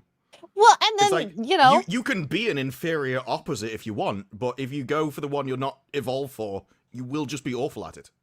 it's like the I'm idea that terrible at lactating. I can't even reply. It's I was gonna go like with I had a thought and then I was like lost it entirely. I was gonna go with, you know, I saw a funny tweet where it was like, men should just or women should just do their gender roles, blah blah blah, and then men should like it's like when if you really want true equality, why aren't you mowing the lawns Oh yeah, I saw. or I think it something was like the, that? I think it was the UN women. They posted a tweet that said any job is a woman's job, and it was just repeated like 20 times or something. Yeah. And so immediately people were like, "Great, so what's the problem with them being in the kitchen? If that's their job, they can just stay there." But my favorite one was, and I didn't know this was a thing. Obviously, if I thought about it, you can work it out. But it's like a guy in sort of a full diver's outfit with a rope on his back, just getting lowered into sewage. And his job is just to clean the sewers when they're blocked. And so he's basically in a fully encased underwater outfit going That into looks crap. disgusting. No, And thank you. yeah, it's all foaming up and everything as he's getting sunk into it. It's like, off you go, ladies. Yeah, yeah, you know, it was like equality. Why aren't there more women in sewage and stuff like that? And I will not rest until I have 50% bricklayer representation. or garbage peoples or men or whatever you want Yeah, to call look, it. If we want equality, we're going to have to start forcing them, I'm afraid. It's going to have to be law. We can't with hit a the random quota. number generator. If any No. woman whose birthday is on a 7, you can be bin ladies. If you're on an 8, you can be down the sewers. We're just going to have to do it. We're going into a society with socialism. You're assigned jobs nowadays, so you just might be assigned. It's the only way. It's the only way we're going to get equality. We're just going to have to start forcing them because they keep going into the. It's so weird. They keep going into all of these caring, social kind of jobs. It's like they just want to see around people rather than things. I don't know. It's almost like it's genetic. Wild, right? Wild, Yeah. as the kids say. That's wild. I think I picked that up off Mike. Is why I started saying that's wild. That's wild. Ian Carroll's for $4.99 says men build cultures and social structures. Women degrade them in the mad dash to the top because they think they're Princess Diana. I don't want to say all women do that. Well, whenever anyone talks about whenever anyone says anything, they never mean everything. Yeah. It's just taken as this is how communication works. There's always exceptions, and in fact, the interesting parts are generally around the exceptions. So when you talk, I say the exceptions are doing this though. The degrading to the mad dash. Well, not the exceptions that aren't this, but there's it's like No, the pendulum. There's or the graph that's like this. It's this little minority group at the bottom or the top that is doing the destruction because they're the loudest. No, because even your primary assumption to even come to that is that everybody's equal, and they're not. The moment you go, people are meant for different roles. The idea that there's it's only the fringe people doing something kind of falls apart. I see it more as like it's a question of scale. So if you take some kind of tactical strategic thinking, like a general, it's going to be a bloke. Whereas if you think if there's a child crying, who's going to be the first person to go to it? It's going to be a woman. And it is like what you need to look after kids and nurture babies and raise a town's children is an entirely different set of skills and impulses than war. And so men have different impulses and like instincts, and women have different impulses and different instincts. And that's all fine as long as the men are the ones going to war, they're the ones controlling the borders, and the women are the ones looking after the town and the people and the social stuff.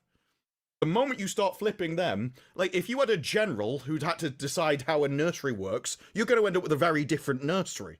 And if you have someone with a maternal instinct in charge of border control, you're going to end up with a very different border. And I think that's the way it is. It's not that either one really has, like, there's nothing wrong with the instinct. It's just that that instinct shouldn't be over there. It should be over here. And when you flip them over, you end up with horrible, disastrous results. I think where I'm coming from is just that the women that end up getting to these leadership roles that end up changing gender role and gender structure is what's causing people who are more in the middle. The middle is where you're trying to create sway. And so when The middle exists. you don't think the middle exists at all? No, because I think that the two sides are essentially what I've just described. So you have like masculine instinct and female instinct. And yes, obviously you will have men that are more feminine and you'll have women that are more masculine. It's not a biological thing. It can also be imprinted from your raising. You can have a woman raised as a strong conservative. She's going to have more masculine impulses and more masculine point of view. Essentially, the two things are you have the emotional versus the order and logic is essentially the split.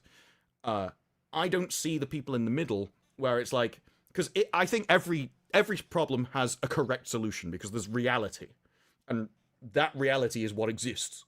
There is one answer. And so if you're like, well, I want a bit of both, it's like, well, you're saying you want to be wrong half the time. It doesn't really work. So it's like there is a correct way to be a general, and if you are a general as you would be a mother, you're going to mess it up. And if you are a mother as you would be a general, you're going to mess it up. And so if you're like, well, I want half and half for each, you end up with both people being awful at those things. I think you're far better off hyper-specializing in the correct role with the correct instinct for it. Oh, no, I meant like, I guess what I'm talking about the middle is the centrists that can be swayed left or right. And then you have the hyper people being like, you're an oppressed person. The man is the worst thing in the world. They're trying to not let you do things, blah, blah, blah, blah, blah, things that you're hearing feminist talk XYZ. And so then you have people being like, I guess you're right. Oh my God. And then trying to go back left to right and swing them, be more of a masculine woman, be more of a feminine woman. What is it? And so we're being taught, and I say we being the centrists, that being a woman is so hard. You need to be strong, independent. Men are the worst and whatnot, but it's not that. I think that people need to look into themselves and see that, okay, you have this role, you have this, you're an individual. You don't have to go with the central thoughts of what is being yelled at the loudest. And that's maybe something that I think that is centrism. It is I think there's a lot of people, so thinking requires a lot of energy. So basically every action that you do, the main goal of it is to stop thinking, because calories, hunting things was difficult. And this has led to, you see the same thing with bees. So bees come back, they do like a dance that directs them to the food source. But there are a lot of people that just ignore what the bees are dancing and they just go off, because it's their job to find new food sources, where the majority just go to where they're told. And I think that's the same for humans. A lot of people just, whatever the dominant thing in society is, they just go along with it. You don't convince those people. You're just the dominant thing. You are correct. And they will go with you, because if they think that that's what the majority is doing, they just follow that. And so a load of people were woke because that seemed to be the dominant thing. If you stepped out about it, you'd get fired. It's like the lemmings. They follow the majority because they think that's the popular thought. But then the moment they see the signs start to switch, well, they just go this way. Like, Yes. that is the center doesn't have principle, because otherwise they'd be on one side or the other. They would have a worldview It's like that they Mean stick to. Girls, essentially taking down Regina George. You think she's the most popular? It took a long time to make her fall down. And when I talk to people and they describe themselves as left and right, and then you talk to them, you often realize they have no idea of the concepts that they're talking about when they're talking about the spectrum. And so, especially when you've lived through 100 years, 80 years or something, where right has been used as a slur, I think a lot of people who, if you talk to them and you talk to their views, are right, but they're like, no, I'm left. Because they just associate being left with good and being right with the slur. And I actually think a lot of people, when they put themselves on there, is just because they don't actually know where they belong. So they would call themselves centrist, where if you actually looked at their opinions, they're really not. Or they're like, well, I have these opinions, except for these exceptions which improve my life, and so I want these special privileges. And it's less out of some kind of political principle and more just, I believe whatever's good for me. Whatever benefits You know what? me is And what I'll support. politics is a great way to kind of put it, because it's this social pressure of being like, what's good for society and for yourself, and being told this is what's good for you. And that's why I hate feminism. It's because you're being told and sold a lie, in a sense. I think that you should just Ironically, feminism is the hatred of women. That's the probably the greatest. I genuinely believe it's the most. Well, it's not even a belief; it's just a fact. It is the most evil thing that's ever happened to society. It's killed more people than anything, but ever in the history of the earth. And it is. It comes out of the hatred of men, but by hating men and therefore what men like, you end up hating women because men like women, and so it destroys women just to like get one over on the blokes. And I think it's just basically, it was a load of miserable people who had miserable lives who wanted to drag everyone else down, and somehow it took off. Because and now it's taking down our entertainment. Well, yeah, 'cause it's pitched as, it'll give you the best things in the world. This is exactly what you want. And women are far more easily influenced. This is why adverts and stuff, they're always pitched at women. All the time. It just took off, and they're far more communal. So more easily influenced. And so we've lived through 80 years of it to the earlier super chat of women destroying society. If anything, women got destroyed, and that destroyed society. Yeah, so that was Ian. Ian, your super chat went very far on this one. Yeah. But I'm gonna leave it that I mean, I think we had a good discussion on this, and the loud ones especially now are ruining it all, because I think until we hit that point that is the breaking point to be like, oh, that's not how I should be, should it? Like, am I crazy? Like, it's like when you were talking about the exceptions. So if you say something and you'd be like, men are taller than women, and someone goes, well, some women, there's either two options. Either they're being deliberately obtuse and you should just ignore them, or they're too thick to understand what you're talking about and understand that there are exceptions to everything. And when someone goes all, they never mean all. But when it comes to stories, that's where the interesting stories are. So people will come up with a rule like, you shouldn't murder people. But an interesting story is, except when. In what cases is that actually a good thing to do? Or a necessary requirement? Yeah. In which cases would it be where you would feel awful doing it, but you have to do it because it prevents something worse? And that's the interesting stories are on the exceptions to moral principles. And that's what Star Trek looked at a lot of the time. And now, I mean, we talked about it too earlier before the show, like a cool story, this person and how to overcome whatever adversities they were. Dexter. He is a character that literally started from early-ish mid-2000s, and is still apparently a very interesting character. Mm-hmm. Yeah, and he keeps coming back. But that is one of the things of, because he's not even pitched as a good guy, but you can get, it's like Heisenberg. Heisenberg was a horrific person, but people can like him because it never showed the consequences of what he was selling. You never saw the guy in the back alley who's had his entire life destroyed by what he was taking from Heisenberg, and so your brain kind of ignores it outside out of mind, and you can focus on the character. And all we saw was him doing horrible things to horrible people, which is justice. It's a moral good. Whereas Dexter is like, this guy is an evil person. If he couldn't kill an evil person, he would kill an innocent person. And in fact, later on, he was killing innocent people. But people still liked him because as long as you can channel a negative impulse into a positive outcome, people don't care. It's like, I don't care why you want to do something. As long as what you're doing is good. Fair enough, mate. He did have it coming, didn't he? And it's that attitude that we're kind of missing in a lot of things. And that's why, The Witcher like, would be the perfect place, because The Witcher is a dark world. They could explore all of this, and that's what the quests in the games were doing. But I think that's a bit too complex for Laurie. They literally just had to kill, bad monsters and then explore lesbian relationships and witches. Yeah, everything. So there's a moment in the show where it's the same with the pox. It's like, yeah, he killed humans, but they're like, wow, they were trying to attack this woman, so he was justified. And like, yeah, it's justified. But then he does a speech about how humans are the real monsters. So, well, found a few people.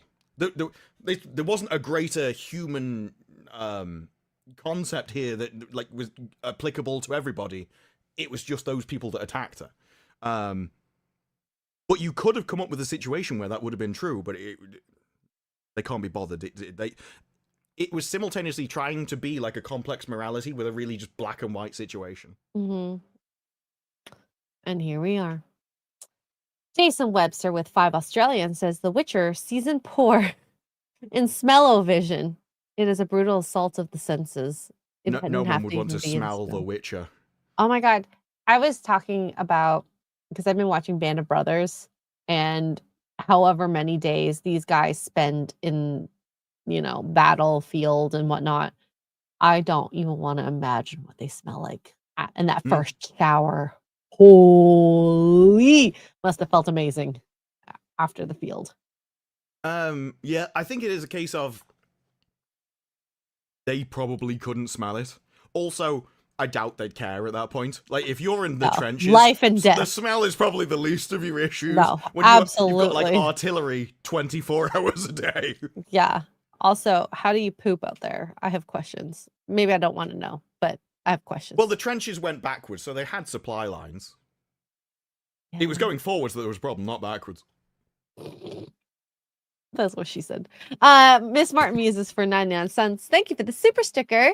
Also, Western Civilization for $5 says Arch plus Disbrutina team up equals excellent. Do it again. Yeah, I went on his stream. He did a milking farm stream where he read the books and he dragged other people in and made them read it as well. And I was watching it in the chat and he was like, you should come on. So I went on next week. Yeah, it's fun. I watch the Archcast a lot because it's just before this. So quite often I'm gaming, listening to that, and then come on here afterwards. But it was very difficult a week to follow that stream. That Milky Farm stream was awesome. That's what she said? I don't know. Gary Thomas for 5 says, hey all, now for a serious question. Who would you both rather be married to for the rest of your lives? Abby Shapiro or Sydney Sweeney? Ooh, I don't know. I wish I could put a poll in chat. Chat. 1, Abby Shapiro, or 2, Sydney Sweeney. I like penis, so none. Is that possible? Sydney. I mean, because they both got great figures. Facially, Sydney. Abby Shapiro, she's got big boobas. Psychotic mongoose. They both do. This is why it was weird true. when Variety were like, "This is the power of women," and it's like, sorry, I thought she was presenting the Golden Globes. If they were boys, I'd probably choose Abby. I heard things about the Jewish people. I don't know. I'm not saying anything more. Not even sure you can say that. Like, leaving that off was like, wait. It is a positive, like a huge positive. Oh. Wink, wink, nudge, nudge. You know, they got both big boobas. It's not like a plant, you know. It's not like when we cut it, it grows bigger. Why not? It's like, no, it needs a trim every now and again. Oh my god, I can't. We prune it. You should trim the hedges. I'm just saying. Every guy should. Jason Webster for 5 Australia says, coming soon from Alex Kurtzman, Star Trek Circling Uranus. I tell you, if there's ever a guy who's in a job and you're like, how on earth do you keep that job? He is it. People always talk about like Star Wars and stuff, but Kurtzman has done way more series, like way more episodes. He's proved himself awful way more. I have no idea how he's still has a career. It's like falling upwards, right? Well, none of them have been successful. I heard myself then. I don't know what you were doing. But yeah, none of the Star Trek shows have been successful. And he's still allowed to do more. And his latest one, it's like The Rats. Netflix saw The Rats and immediately like, no, stop it. This is awful. Well, that's just Starfleet Academy. Like, Starfleet Academy is The Rats. It's just Zoomers doing stuff. I can't wait to watch that in, January? I think it's January, yeah. Yeah. So, sorry about the echo. I opened my, my audio. My bad. Yeah. Monkey Hate Clean for $5 says, how did they know Princess Diana had dandruff? They found her head and shoulders in the Gulf. What are you doing? That is the most random old joke to have come out with as well. Like, well, you know, knowing Monkey is very random, and he's very random, so it makes sense. Mark of Reality for 5 says, feminism was created by women to destroy other women because women generally hate all other women. They want all the attention for themselves. Intersexual competition is incredibly powerful. It is a case of, if you were a woman, I just wouldn't take advice from others. And the thing is, like, they will guise it as trying to be helpful, and they will socially take you down. It's like Gossip Girl. The takedowns are what makes it so great. But it's not even that. They will actively destroy your relationships. They want you to be miserable. There's studies on it. That they would send people in and be like, how much hair should be taken off this woman? And if they deemed the woman to be at the same attractiveness level as themselves, they had to cut more hair off because hair is feminine. And if they were far more attractive than the person, they didn't care. And I think it was the other way as well. If they saw her as like far above them, they didn't care either. It was when they were in the same kind of bracket. And it's because you're competing then. Like, you can get the same blokes. And so, well, this is one of the things with genetics, right? So survival of the fittest, people think of it as the biggest, strongest male or the one with the best genes passes on their genes. But if you only have 1 or 2 kids, one of the ways you can make your genes more dominant is by making everyone else not have them. Because then only your genes get passed down. And so there's always that kind of sabotaging instinct. And people, no one knows they're doing this. It's just biological. Absolutely. Even women don't know they do it. No, it's not, one of the things. It's not like an intentional thought. She's not thinking she's the same attractiveness as me. I'm going to cut her hair off. That'd be weird. It would be weird, but then there's also some of the very diabolical human beings out there. So. Oh yeah, but they're more psychopaths. Yes. Psychotic Mongoose, thank you for gifting a membership to Wicked Virtues channel. Thank you so much, Psychotic Mongoose. And let's just take a look quickly at some of the interesting Halloween costumes that happened this year. Did you see the guy with one leg? No. So Okay, this is a Diddy costume. I thought this was actually kind of funny. She's squirting around baby oil. when it came out and he had like pallets of the stuff in his house. Yeah, It's it's kind of literally incredible. wild. I thought this was kind of fun. This is, meme worthy. This could have been a really good costume on FNT. Any gender, realistically, it didn't matter. Yeah, that one works better though when you're walking around, because otherwise it would just be a guy looking over your shoulder. Which You would be just like, have Diddy just like plastered in the background. yeah, you're just like sitting on his knee in a chair. It's like, wait. There was another one that I actually thought was absolutely creative. Heidi Klum and her husband did Medusa and a Greek soldier turned to stone. We have AI and everything. So this is Heidi Klum. And this is actually quite impressive. Like, I don't know how she made this. I imagine it's like, wait, oh, the snakes are actually moving. Yeah.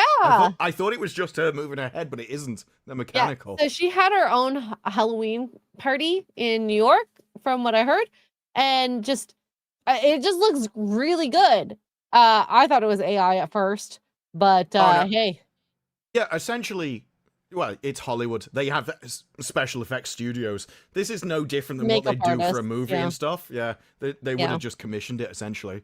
Yeah. But anything like that, where it's like they're not wearing clothes, but they've also censored body parts, it just creeps me out.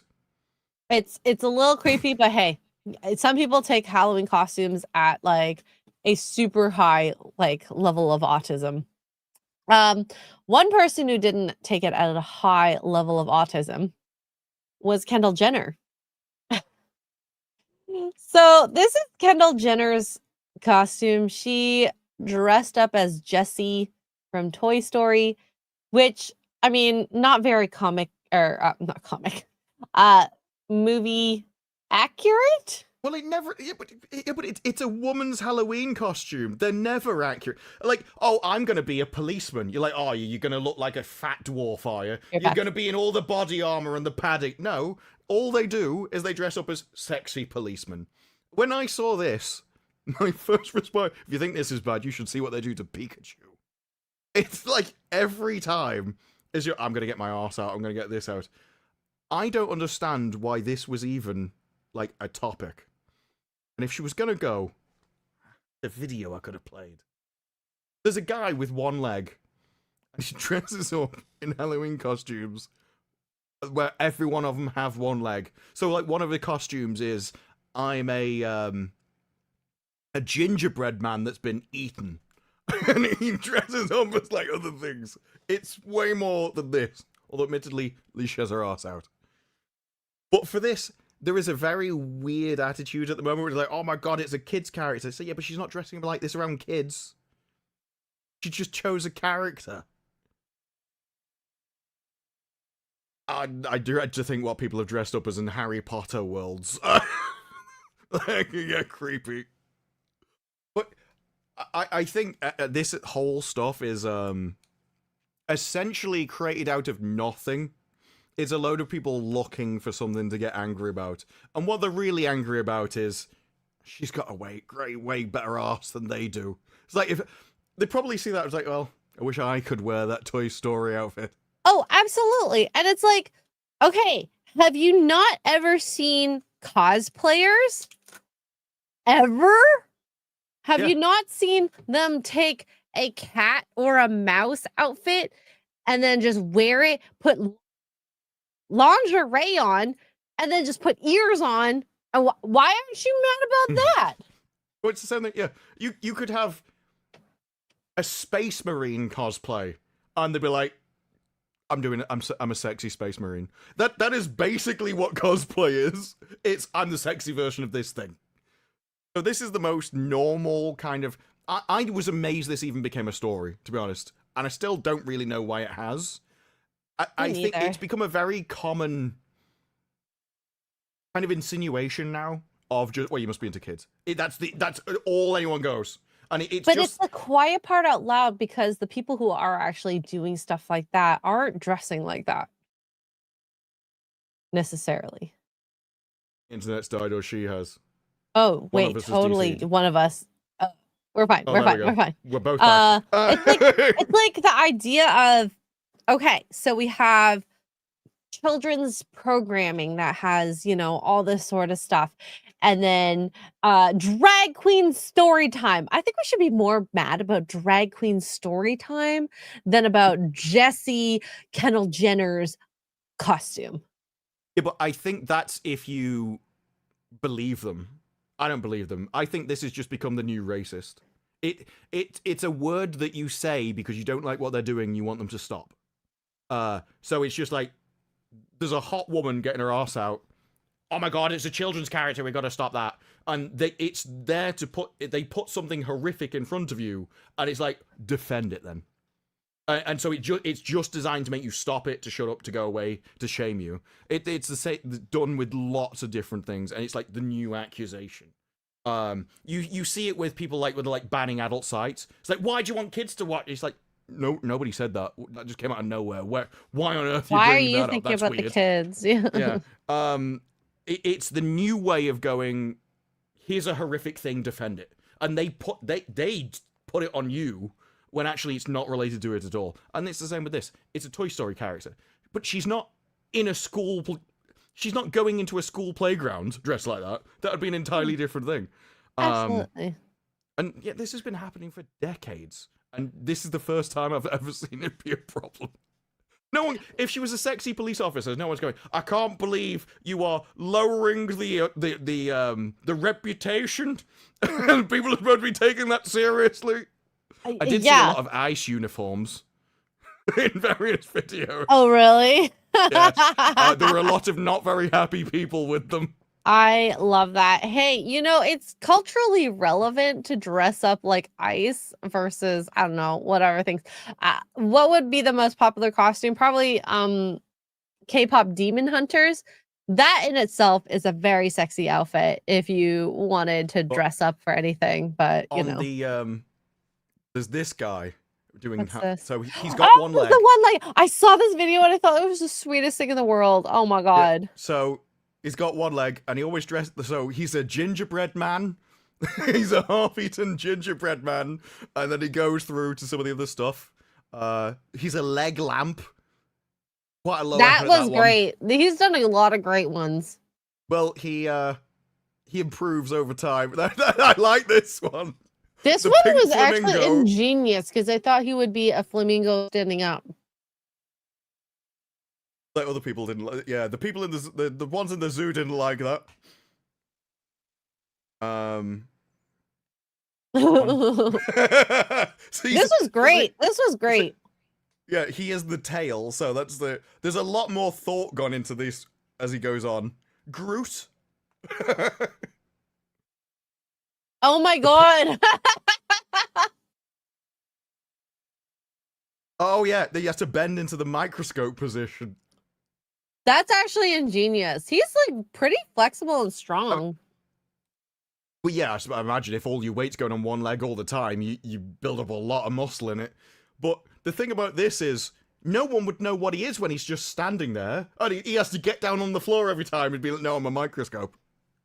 There's a lot of effort. He is a real transformer. Oh my god. Thor's hammer. Oh, Muir! That's amazing. Oh, he's the fireman's pole. Yeah. Oh my god. Oh, there was a Christmas I tree. saw this one. Yeah, and then the news decided, actually, we're just going to interview him when there's a Christmas tree, but he can't take it off. So what we're going to do... They interviewed a Christmas tree, right? Mm-hmm. They just stick the microphone into the tree. Hey, it works. Genie from a... Oh yeah, the genie. Wait, how does that even work? Maybe he's He can't- squatting? Oh no. See, he's using the crutches. Oh, okay. Yeah, I hadn't seen it. Yeah. I was going to say, his entire center of balance wouldn't work. I didn't even see the crutches. That's amazing. Football player. You know what? He gets a triple, quadruple, quintuple 5 stars because of the creativity of his costume. He's almost on the level of QBG. The meme level not as high, but creativity probably higher. So, what was the last one? It was a foosball table. Yes. Get the bar behind him. Yeah, it was actually quite ingenious. That I you know, I I kind of wish we did more costumes like that. It was like the microscope. I don't even know how you would begin to. Surely you Plan just that? arbitrarily decided it, and then you're like, well, how on earth are we going to get that How to are you work? gonna plan that out Like, so that it well, works? maybe if I get down and put my chin on the floor and then rotate my leg, and then it's like, okay, Yeah. great. How are you going to stick that to yourself and then to work that out? Yeah. It's a lot of effort. No, a lot of effort. So, if he's not a cosplayer, he really should be a cosplayer. I'm sure he could figure out like comic book character versions of his costumes. It's a bit niche, but it could work. It really could work. I'm always amazed though, because over here, Halloween not really a thing. They keep trying to make it a thing. It's always in supermarkets and stuff, but you don't really see trick-or-treating or anything. But America, it's always treated as a way bigger deal. Crazy, and I love it. I love Halloween. I think it's the magic of Halloween is similar to like Christmas for kids, because the idea of like witches and ghosts and all these scary stories, but played into a very more positive version. And they get sweets. That's why And they it's get Christmas sweets. for kids. They just want the food. Well, yes, absolutely, absolutely. So, yeah. Now, one thing we should be scared of is AI, because I mean, we talked about AI quite a few times on this show, but this is starting to get even scarier. You had posted this in our group chat and said, we can all be X-Ray Girl. I've seen this guy do other versions, and it's like he's improving it over time, or someone else is improving it, is using it. So this is Ali Wan 2.2. Lets you stream without showing your face. It maps your voice and motion onto another face. Now, the voice is the easy. See, he's already turned into a cat girl. Was the first thing that was going to happen. But DaVinci Resolve has like it can learn your voice. And I think it's like 10 minutes of you speaking and it can learn your voice. And then you can just type in whatever you want to say and it will read it out for you. So if you've messed up a line, you can... I mean, even they can do translation, right? In your voice. Yes. But right? That's what I mean with this. He can train a woman's voice, put on this face. It will facially track him as he moves around. So if someone's like, well, if you're not AI, do this weird thing, this weird gesture, and it'll do it, you will come to a point where you have no idea. It's like, we're all cat girls now. Watching her, I would not be able to tell that it's a filter. Yes. I imagine if you watch for longer, it'd probably become a bit more obvious and things, but from this, it's... Like, the quick yeah. It tends to be things like hair, where you begin to notice it doesn't really move properly. But the hair in this is moving really, like, convincingly so far. Yes, but things can be hidden because, you know, it's on Twitter, it's low compression, you lose a lot of the details. Actually, if he keeps the hair up, it looks more real. There was a point that she turned to the side that it looked a little fake. The less it moves, yeah. Like, if you put it into a bun or tie it back or something, I imagine it's way easier to do. Yeah, catfishing is going to be so much scarier for y'all now. Like, not only because, you know, you have the pictures, which are like, oh, maybe that's not real. So let's talk on the phone. The only time you'll be able to tell if a person is real is meeting them in real life nowadays. I can't remember what the exact thing was, but there used to be a phrase, like, welcome to the internet, where the men are men, the women are men, and the children are men, also police. It was something like that. It was basically that women don't exist on the internet, which at the start it was, because it was all like geeks. It was like male nerds and stuff. So all your video games and everything were all like that. women wouldn't be seen dead playing them. So it was sort of a niche, and that's what's going to be with this. Like, can you imagine like OF turning into this? And it would just be It blokes can. They would faking totally. videos. Aren't they trying to do that already with like AI though? Well, Like, remember it's the already- Down syndrome girl? it's already kind of happening because the women basically pay other people to do all their messages and stuff. So when you think you're messaging them, you're actually messaging like some bloke An somewhere. Indian guy. Yeah. So it already kind of happens just via humans.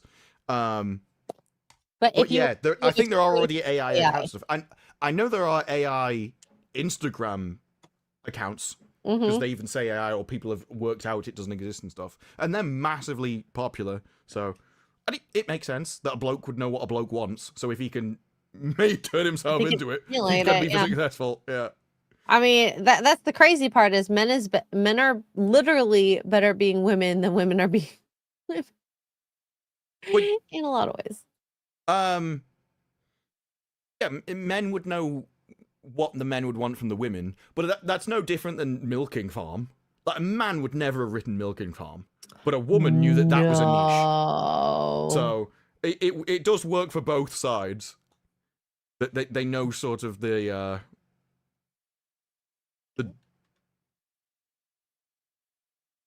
difference. I was going to say desires, but desires was the wrong word. Because I meant like the things that you would want, but you would never tell anyone about. Like, no woman would generally come out and admit that she wanted a Minotaur. It's like, well, actually, I just want to be milking a Minotaur on a farm. I wouldn't think it's a Minotaur. It would be like the fantasy of having a strong, super muscular, masculine, rich guy who would just can have his pick of all these women, but want you. Yeah, I mean, well, that's fantasy. 50. That's essentially 50 Shades.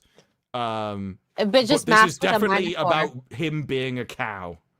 Like, Is it him talks being about- cow specifically? That's the Yes, I never because read it. there's lots of quotes about what his hooves are doing to the bed sheets and things. Like, it goes into great Ew. detail. And Did you read it? 100%. Just British. I watched Archer's stream on it, like I say. Oh. So he described it. Also, there's a Shoe on Head video where she goes into some of the details. I as well. did watch Shu's video and I immediately dumped everything she had said about the book because I think the book is okay, listen. I have read a smut book once or twice, okay? You know, you don't know what you're reading when you're reading it and then you're like, "Oh my god, what is happening in this book?" And you're like, "This is naughty. This is like really really really naughty." Yeah, well, but what not a Arch- Minotaur naughty. What Arch was describing was because obviously there are books like that for blokes, but he said what one of them. But he said that in that there may be like 2 scenes throughout the entire book. A women's and book can go on for 8 pages at least. Oh yeah, but this was like 2 scenes where anything like that happens, and the rest of the book is just like wholesome family life. So it's him with the wife having kids. It's like just being a normal bloke is the fantasy. Whereas every single page in that book was describing some kind of genitalia. You know, okay, I want to put this out here. So every guy I've talked to and girl, and even watching reality television, there is a very unequal amount of attention that is put upon sex when you talk about sex. Girls will literally go into detail about the veins, the size, the girth, all this, and Well- what you do in bed. And guys will go, "Oh, she's good." Okay. I'm not even sure that's a general topic of conversation for blokes, even in that detail. It's like it would be if somebody was like, "Oh, she'd be like." Why are you telling me? That would be a very strange kind of Guys detail don't to go talk into. about relationships like girls do with like No, because women care about the It's social real. elements. Blokes don't. Blokes are more involved in just the actual actions of a thing. But this is why all the shows now it's like somebody's feelings. And you saw a lot in history. Oh well, you see this Witcher, he feels a lot more. So well, why? him being stoic is the entire point. It's like, no, but he's not a real person unless he's crying every now and again, or he has some kind of deep emotions of the thing, and they don't realize that that's the lesser important thing to a bloke. Now, don't get me wrong. Men are perverts too, okay? Ladies are perverted. They're just quiet about the pervertedness, except when it comes to smut books. A man would never write a book with the line, the seam of his sack. Well, no, they wouldn't concentrate on the sack. They would be like talking about the colors of the nipples or something like that, maybe. I don't know. I think that's just George R.R. Martin. I mean, that is a very strange fellow, as it is. That's just his kind of thing. Like, he was talking to another author, and he loved all. Like, he said, the person comes to me. So I looked it up, and I looked at what the women are reading, and it's basically what he likes. Like, he would definitely write one of those books very well because it's just his kind of thing. But I don't think George R. R. Martin is your average bloke. No, he is not, and I think we can all appreciate that. If Well, men want to get I think it's a 7-book series. Okay, here. Maybe this is where it's at. Maybe the size of the nipples and the curtains. I get that. But I don't think you go into that much detail. No, I don't know. I've talked to dudes, and like the thing that's interesting about dudes is guys don't ask other guys questions when they say like, "Oh, I went on a date with this girl." Okay, cool. The conversation ends there. Yeah, they might say, "Did it go good, bad, at best?" A girl will be like, even then, "Oh my they would god, probably be polite." Yeah. What's their name? What'd you do? How? What'd you guys get for food? Oh my god, what'd you talk about? The girls like to get in deeper about these sort of things, and that's why these smutty books are so smutty. Every page down to the seam of the sack and whatnot. That's why they prefer books, because men are visual, women prefer the books. But that's because if you're reading something, you're the one creating the image in your own head. So you morph it to you, and you can put you're living the experience when you read a book. You put yourself into that situation. Whereas if you're watching it, you're kind of abstracted away from it. This is why in these books they never describe the protagonist. Nobody knows what the woman in the milking farm looks like because it's meant to be the reader. So they put themselves. So if you described it, it would ruin the experience. Because if you say you've got blonde hair when the reader doesn't have blonde hair, well, they just assume everyone's. It's like Star Trek, everyone's baseline bi. In this, they just assume everyone's baseline feminist. Which, to be fair, if you're reading a book about milking a bull, you are. I'll agree with that. That's definitely what's driven you to this scenario. And now we have all the entertainment that we have today. Like, even okay. There was a funny stage play about like Geralt and Yennefer. Have you ever asked why they're milking the bulls? Oh no, I know why. They were getting the semen to be more potent for human males. Yeah, all the humans that can't do get anything. It up. They didn't have Viagra or Cialis, so they had to get bull milk. It's such a strange reason to have come up with. It's like, well. So to be virile, and it's like snake oil essentially. But again, it's another story. It's another. Well, humans can't reproduce it without it. So if to save the entire human species, if I have to do, I'm a hero, guys. That's a price I'm willing to pay. Guys, if I had to jerk a bull, no, I'm not doing that. No, that's not a quotation you want. No, Mongoose, please do. Like literally, out of all things to quote, like please do not do that one. Sorry, I'm not skipping, but kind of skipping, because I thought this was funny. Ian So Forth with 50 British pounds says, "What the actual am I listening to?" This is what happens when we're unsupervised, Ian. Yes. This serves a right for flying around the city on a broom. Yeah, Wicked leaves her channel in the good hands of myself and Disparu. Are you crazy? And yet again, we might still have a 4 or 5 hour show. We don't know yet. I've moved on. By the way, Disparu, my brother gave me this recommendation. It's called Spice Box Spiced Whiskey. It's actually Canadian. It actually tastes good because Canadian whiskey usually isn't as good. Each batch hand selected. It actually has the lot number on it right at the front. So, it tastes good. Is there It's very anything spicy. special about your whiskey, like a special way of making it, or is it Just full of maple syrup. I have no idea.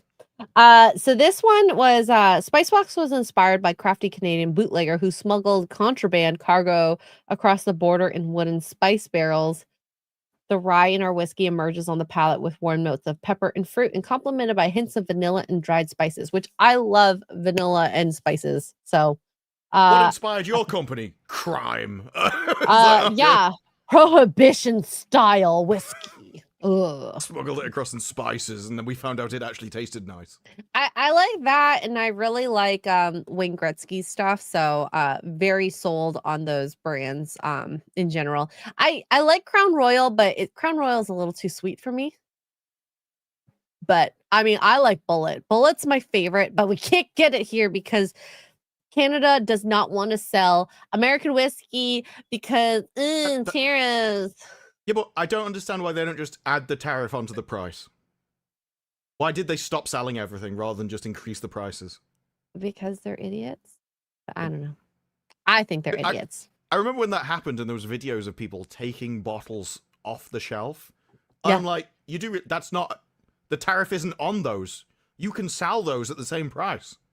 It's like, I've always said this. They're like the pissed off ex-girlfriend. So they'll do anything. And I had gone to the States this past week, and because I wasn't there for 48 hours, I couldn't bring whiskey home, and I was a little sad and upset. Next time I come over, I'll bring some home. Next time. I'm just amazed you can't get it. Can you get Scotch?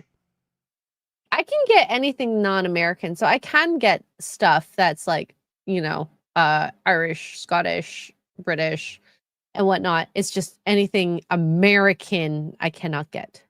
It is weird, and obviously it makes sense because of the importation thing, but it is weird from over here where Scotch is cheaper than bourbon, and then you go to America and Scotch is treated as like the luxury, which is more expensive than bourbon. It's crazy. So I love Bullet, Maker's Mark, and Woodford Reserve. Those are like my top 3 I like to buy when I'm there. So Maker's Mark and Woodford Reserve are nice. So good. Next time, maybe in a couple months when I go visit Kara. That's the plan, at least. I would love if you guys can send me a case of Bullet. Michael Steele for $2 says I can get American booze, but I live in Alberta. It's because of our provincial leader, which is equal to the state leader. I don't remember the name of it. I think it's governor in the States. Oh, so it's a political top-down thing. I thought you meant like independent shops had decided that they weren't going to do it. No. So, it's not independent. So the LCBO, which is the Liquor Control Board of Ontario, which is run by the government, has banned American alcohols. Oh, I didn't know it was like the law. I just thought it was a few stores decided on their own. Nope. That's wild. It like I said, I feel like it's the bitter ex-girlfriend move. Like, why? I don't understand. Yeah, especially as like, look, America doesn't need Canada. Canada needs America. If you want to enter a trade war with America, you will lose. That's just a bad idea to start. Yep. So Ontario sucks. I don't like Doug Ford. He's been horrible ever since even his first term. So that's my take on it. So yeah. Anyways, Southeastern Kaiju for $2. Y'all stop ruining the illusion for me about women or about minotaurs. Bulls? Is that I've always wanted to go to a farm. Hey, the semen of bulls in real life, I'm not kidding you. I'm not kidding you. Can cost thousands of dollars. I'm not lying. I learned about this. This is the it's thing. on Clarkson's farm. He actually says the price of how much it takes to get a cow in. How much? I can't remember he did say how much it cost to rent one. He was tweeted the other day. He says, we're not even filming, but I've just paid to pimp out a pig. It's crazy, right? Like, women will literally, like, get guys to, in them for free. And then you have to pay for a cow's thing. Mm-hmm. Well, it's thousands of dollars. All the farmers only really want the women because they breed. And so as you're raising something for slaughter, it'll also produce more money for you.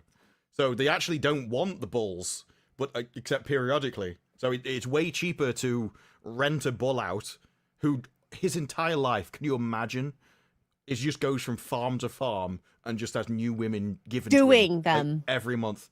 And people are literally like, can you just inseminate all of these, please? And that's your job. It's like, that guy, he doesn't even know he's like... I have the best cow life in the world. It's like the women. It's a job, but to save humanity, I'll do He's like, look, if I have to do this so humans can continue to eat, that's a price I'm willing to pay. The one he got that, you've seen Clarkson's Farm, so you will have seen it, but he got this bull in, and it's ridiculously jacked animal. I'm on the season 2 with sheep where he has the 2 prized. Oh, I thought you'd seen it all. I haven't seen it all. I'm on season 2 where the balls on those sheep are humongous. Also very heartbreaking when the sheep babies die. Well, it's actually, you can tell by genetics what is supposed to be the behavior of the women by animal by the size of them, because the bigger they are, the more men the women get with, essentially.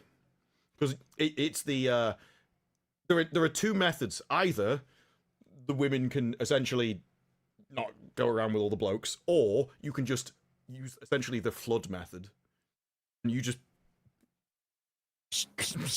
do way more than everybody else, and that's how you win. The whore method. Well, it's the method on them more than their method. It's the bloke's method of survival. It's like, well, if she's gonna go with the rest of the world, then I'll just put more in there. Might as well add a penny into the well. Oh well, no, it's not adding a penny. It's like, well, if it's, adding a couple it is dollars. literally just meant to. It's like, I'm gonna add the ocean in there. That'll definitely one of them will hit. There might be spillage in this infinity pool, but it's fine. Oh my god.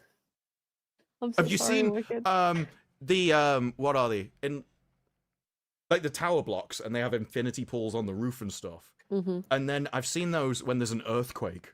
And people are in the pools in an earthquake, and the water's so going. scary. And they're moving with the water, and I'm like, at any second you could just go overboard. If that shakes enough, and the water goes over, you're going with it. No, because they can't hold on to anything. They're just in a swimming pool. They're literally at the mercy of their pool.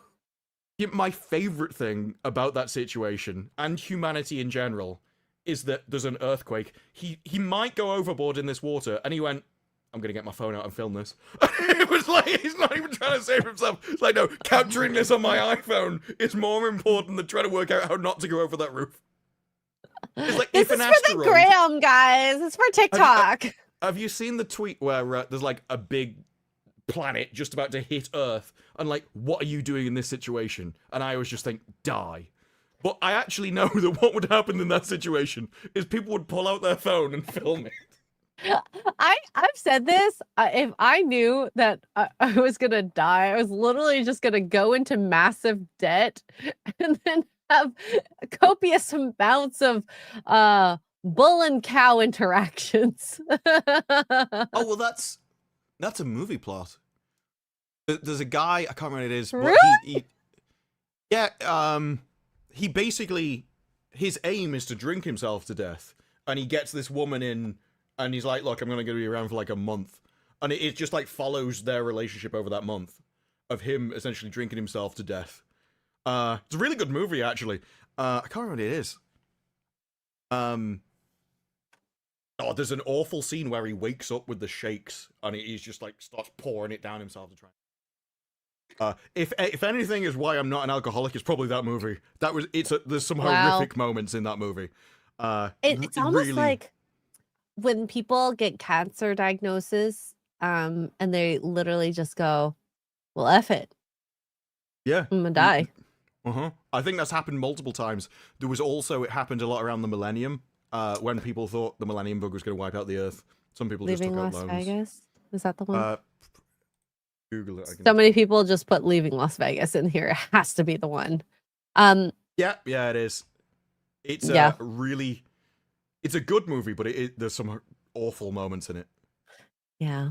I mean, it's just life at that point. It's like this interesting idea of the finite aspect and knowing you're going to die and what you're going to do I'm not with that surprised time. that it did it in Vegas.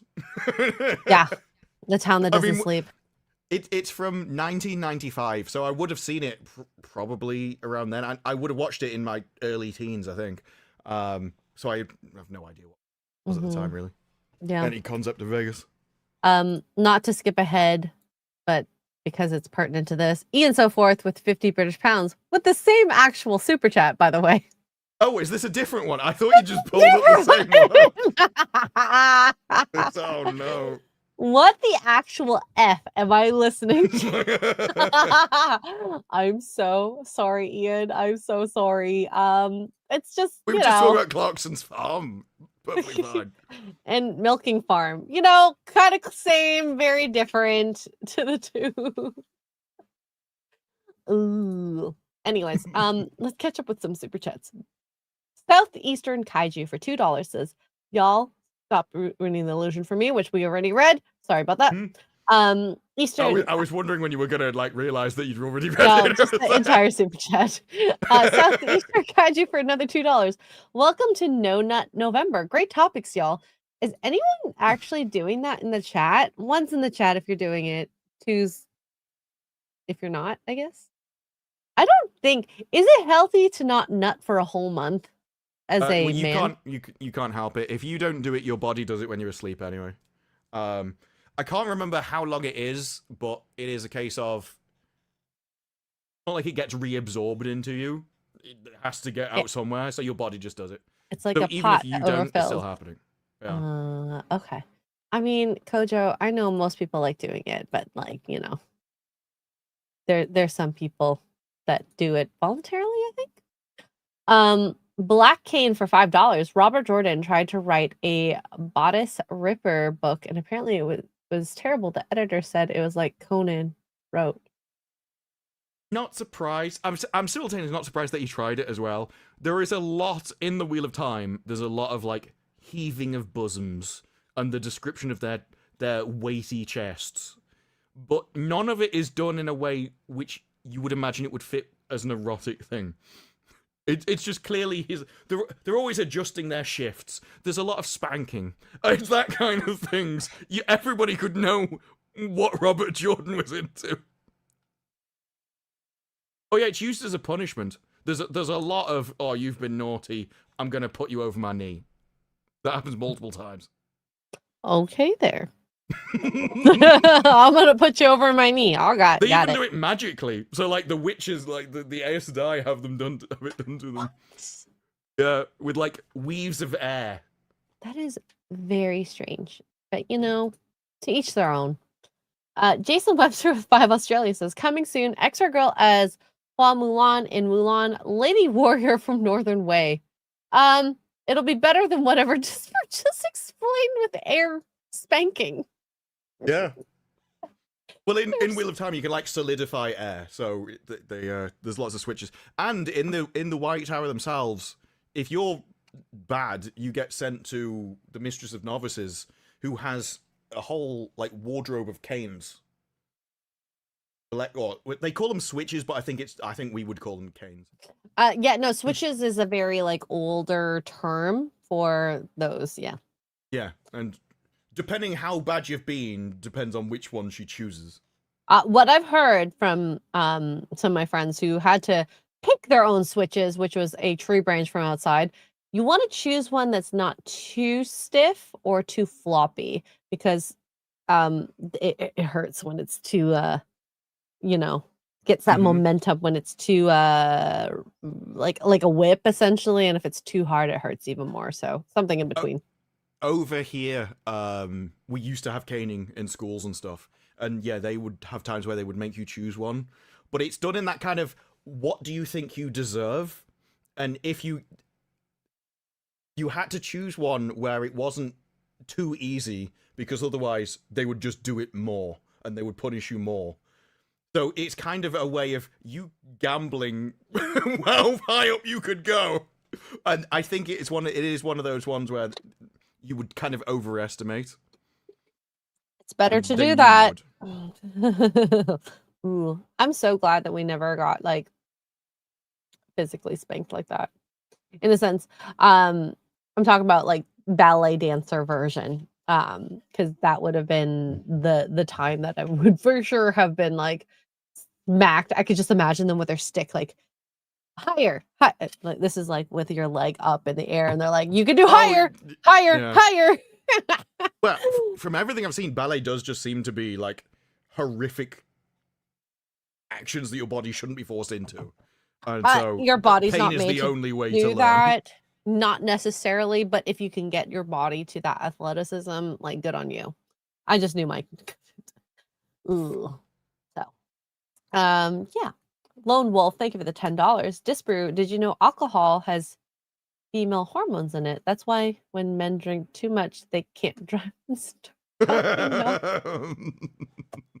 I had no idea where this was going. Lone Wolf. I think it is actually true of beer. I think beer does get processed into a form of estrogen, which is one of the reasons that you get like a chest if you drink beer a lot. It's not just the fatty carbs of it. So I should drink more beer then. Well. It's like soy, and women are like, I'll just eat more of it. Hey, I've been taking bee pollen just for fun because it was on my throne wish list. Apparently, it gives you bigger boobies, but I don't know if that's true or not. I mean, I know they're called bee stings when you've got tiny ones, but that's I've never heard I'm of just it. trying to get bee stings at this point. Well, I'm that is one of those ones where it's like, who was the first person? Let's say it is true. Who was the first person to try it, and what did they think they were doing at the time? It's like, I have no idea. I'd love to eat some of that bee pollen. Yeah. I mean, I'm a big proponent of honey. I think honey is one of the best things that you could do and have in meals and tea and whatnot. Yeah, weird how it like kills bacteria and stuff. Just yeah, it's naturally one of the best like substances out there. Not sure about pollen, but hey, you know, taking it seems anyways. like a weird one. Jason Webster with 5 Australia says, coming soon, X-Ray Girl as Zhang Shui Rinka in Memoirs of a Chinese Geisha. Are there Chinese geishas out there? I don't know about that. I don't know. All right. So let's get into one more topic. Do we want to talk about Jennifer Lawrence, Rockstar, Sydney Sweeney, Netflix buying WB? Anything that is interesting you right now? Doctor Who. I remember what most of those were about. Rachel Zegler. The first one, I forgot her name already. Jennifer Lawrence? Yes. Her post was interesting. Okay. Because okay. This is essentially it's clever, so I'm not sure it's her, like she's come up with it and not just been told this by somebody and she's repeating it. But it is an interesting view of woke culture and why it should end from the left-wing perspective. It's not this article, but I know which one. I know which one you're talking about. Let me see if I can Well, I find put it in the chat. Like, it's a Variety tweet, and they have her entire, like the entire quote is in the tweet.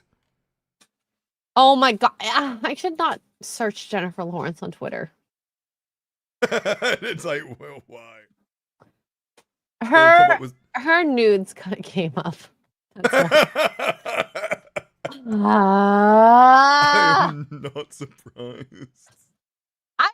you know how like some people are very safe to search. Yeah, Wait, that you was get- not one. Oh, there it is. Hang on. I You got it. I'm It's just pretty like things I don't I'm need pretty to sure see. you pulled it up first. I have the Trump one, the Trump politics one. Is that the one you're talking about? Oh, hang on. Because that's the one I have There's a pulled world- up. But I know what you're talking about, where she's like, Wait. "Oh, all the stuff that all my interviews from before." Oh, here, this is the Oh, one. yeah, I retweeted it, so maybe I didn't put it in the. Oh yeah. This is the one. Jennifer Lawrence says her old interviews are so embarrassing, and she gets why the public eventually rejected her That is not personality. the one I was thinking of. No? I was thinking of the Trump one. Oh, then I have the Trump one. I mean, both are in that realm. Because it's not actually the Trump bit that I find interesting. It's it's not that it's about Trump that's interesting. It's just the Hollywood worldview on what you should and shouldn't discuss in Hollywood and why. All right. So it's Okay, the first Okay. Trump administration was so wild, and just how can we let this stand? I felt like I was running around like a chicken with my head cut off, but as we've learned election after election, celebrities do not make a difference whatsoever on who people vote for. So then what am I doing? I just shared my opinion on We something that's learned going that- to add fuel to the fire. we learned that in the last one, especially with they got the Avengers together and nobody cared. Yeah, absolutely. I think I'm in a complicated recalibration because I'm also an artist. With this temperature and the way things can turn out, I don't want to start turning people off to films and to art that could change consciousness. Okay, yeah, leave it at the. I don't want to start turning people off to films. Up until now, it's great. So you've learned you should keep your mouth shut because otherwise they won't be there, and you're part of a business and you want to be professional, and therefore you're losing money for your company. And then it's like, no, she's looking. But at I'm this still purely gonna from the say things. No, well, no, she's looking at this purely from the Machiavellian point of view, which is it's not profit that matters, it's still changing opinions. So how can we be most effective? And that's where she goes, I don't want to turn people off to art that could change consciousness or change the world because they don't like my political opinions. Now notice, her political opinions will be in the art, but through the art, she can hide it better. So this is like, we've spoken before, what's the point of putting a message in a movie if by saying in interviews before the movie that you're putting the message in, no one sees it? Like, propaganda is only as effective as the amount of people that go and watch it. So she's like, if I don't tell everybody that I'm putting the message in a movie, then they'll go and see it and they'll watch it anyway. I don't care, J-Law. You said people don't care about my opinions. Why are we putting your opinions out there still, okay? She's not even taking her own opinions into heart. She's even said, and if I can't say something that's going to speak to some kind of peace or lowering the temperature or some sort of solution, I don't want to be part of the problem. Which, again, sounds okay. But then she goes, I don't want to make the problem worse. I try to express my politics through my work. A lot of movies are coming out from production companies are expressions of the political landscape, and that's how I feel like I can be helpful. So she's not saying that we should change what Hollywood's doing. It's like we just need to package it differently, hide it better, and not market it that way so that people go into the cinema and get hit with it by surprise, and then they can't leave. Because it's long been talked about, that's the difference between YouTube and movies. In a movie, you're trapped in the cinema, and so they have 2 hours or 90 minutes to tell you whatever they want. Very short and time, they can do like the slow build up and stuff because you're not going anywhere. Whereas a YouTube video, people can leave at any time, so it's got to be constantly doing something. That's why TV is different than movies, because with a TV show on streaming, you can just leave. So you can't have a slow, boring TV show. It doesn't work.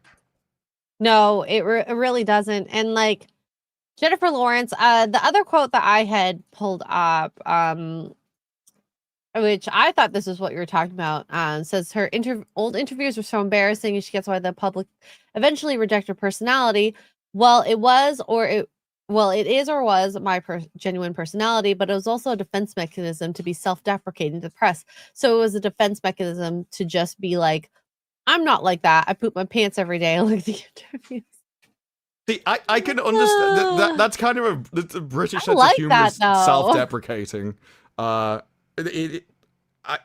can understand that. The issue is people need to know that you are joking, and because if they just take not you actually seriously, pooping your pants every day. Is there a guy called Michael Gambon? Is that him? No idea. Michael Gambon, Irish actor. He would go in front of journalists and just lie. So they'd be talking to him, and he'd tell a journalist, he was like, yeah, so, I used to be an astronaut, and I went to the moon, and then I came down and decided to be an actor because a unicorn told me that in a dream. And that he said, like, he wanted to, he thought it was funny, but he wanted to see how far he could lie without a journalist believing him. And he said they always believed me. So that you're coming out with the most crazy stuff you can imagine, and they're like, oh, okay, right then. And they put it in their article.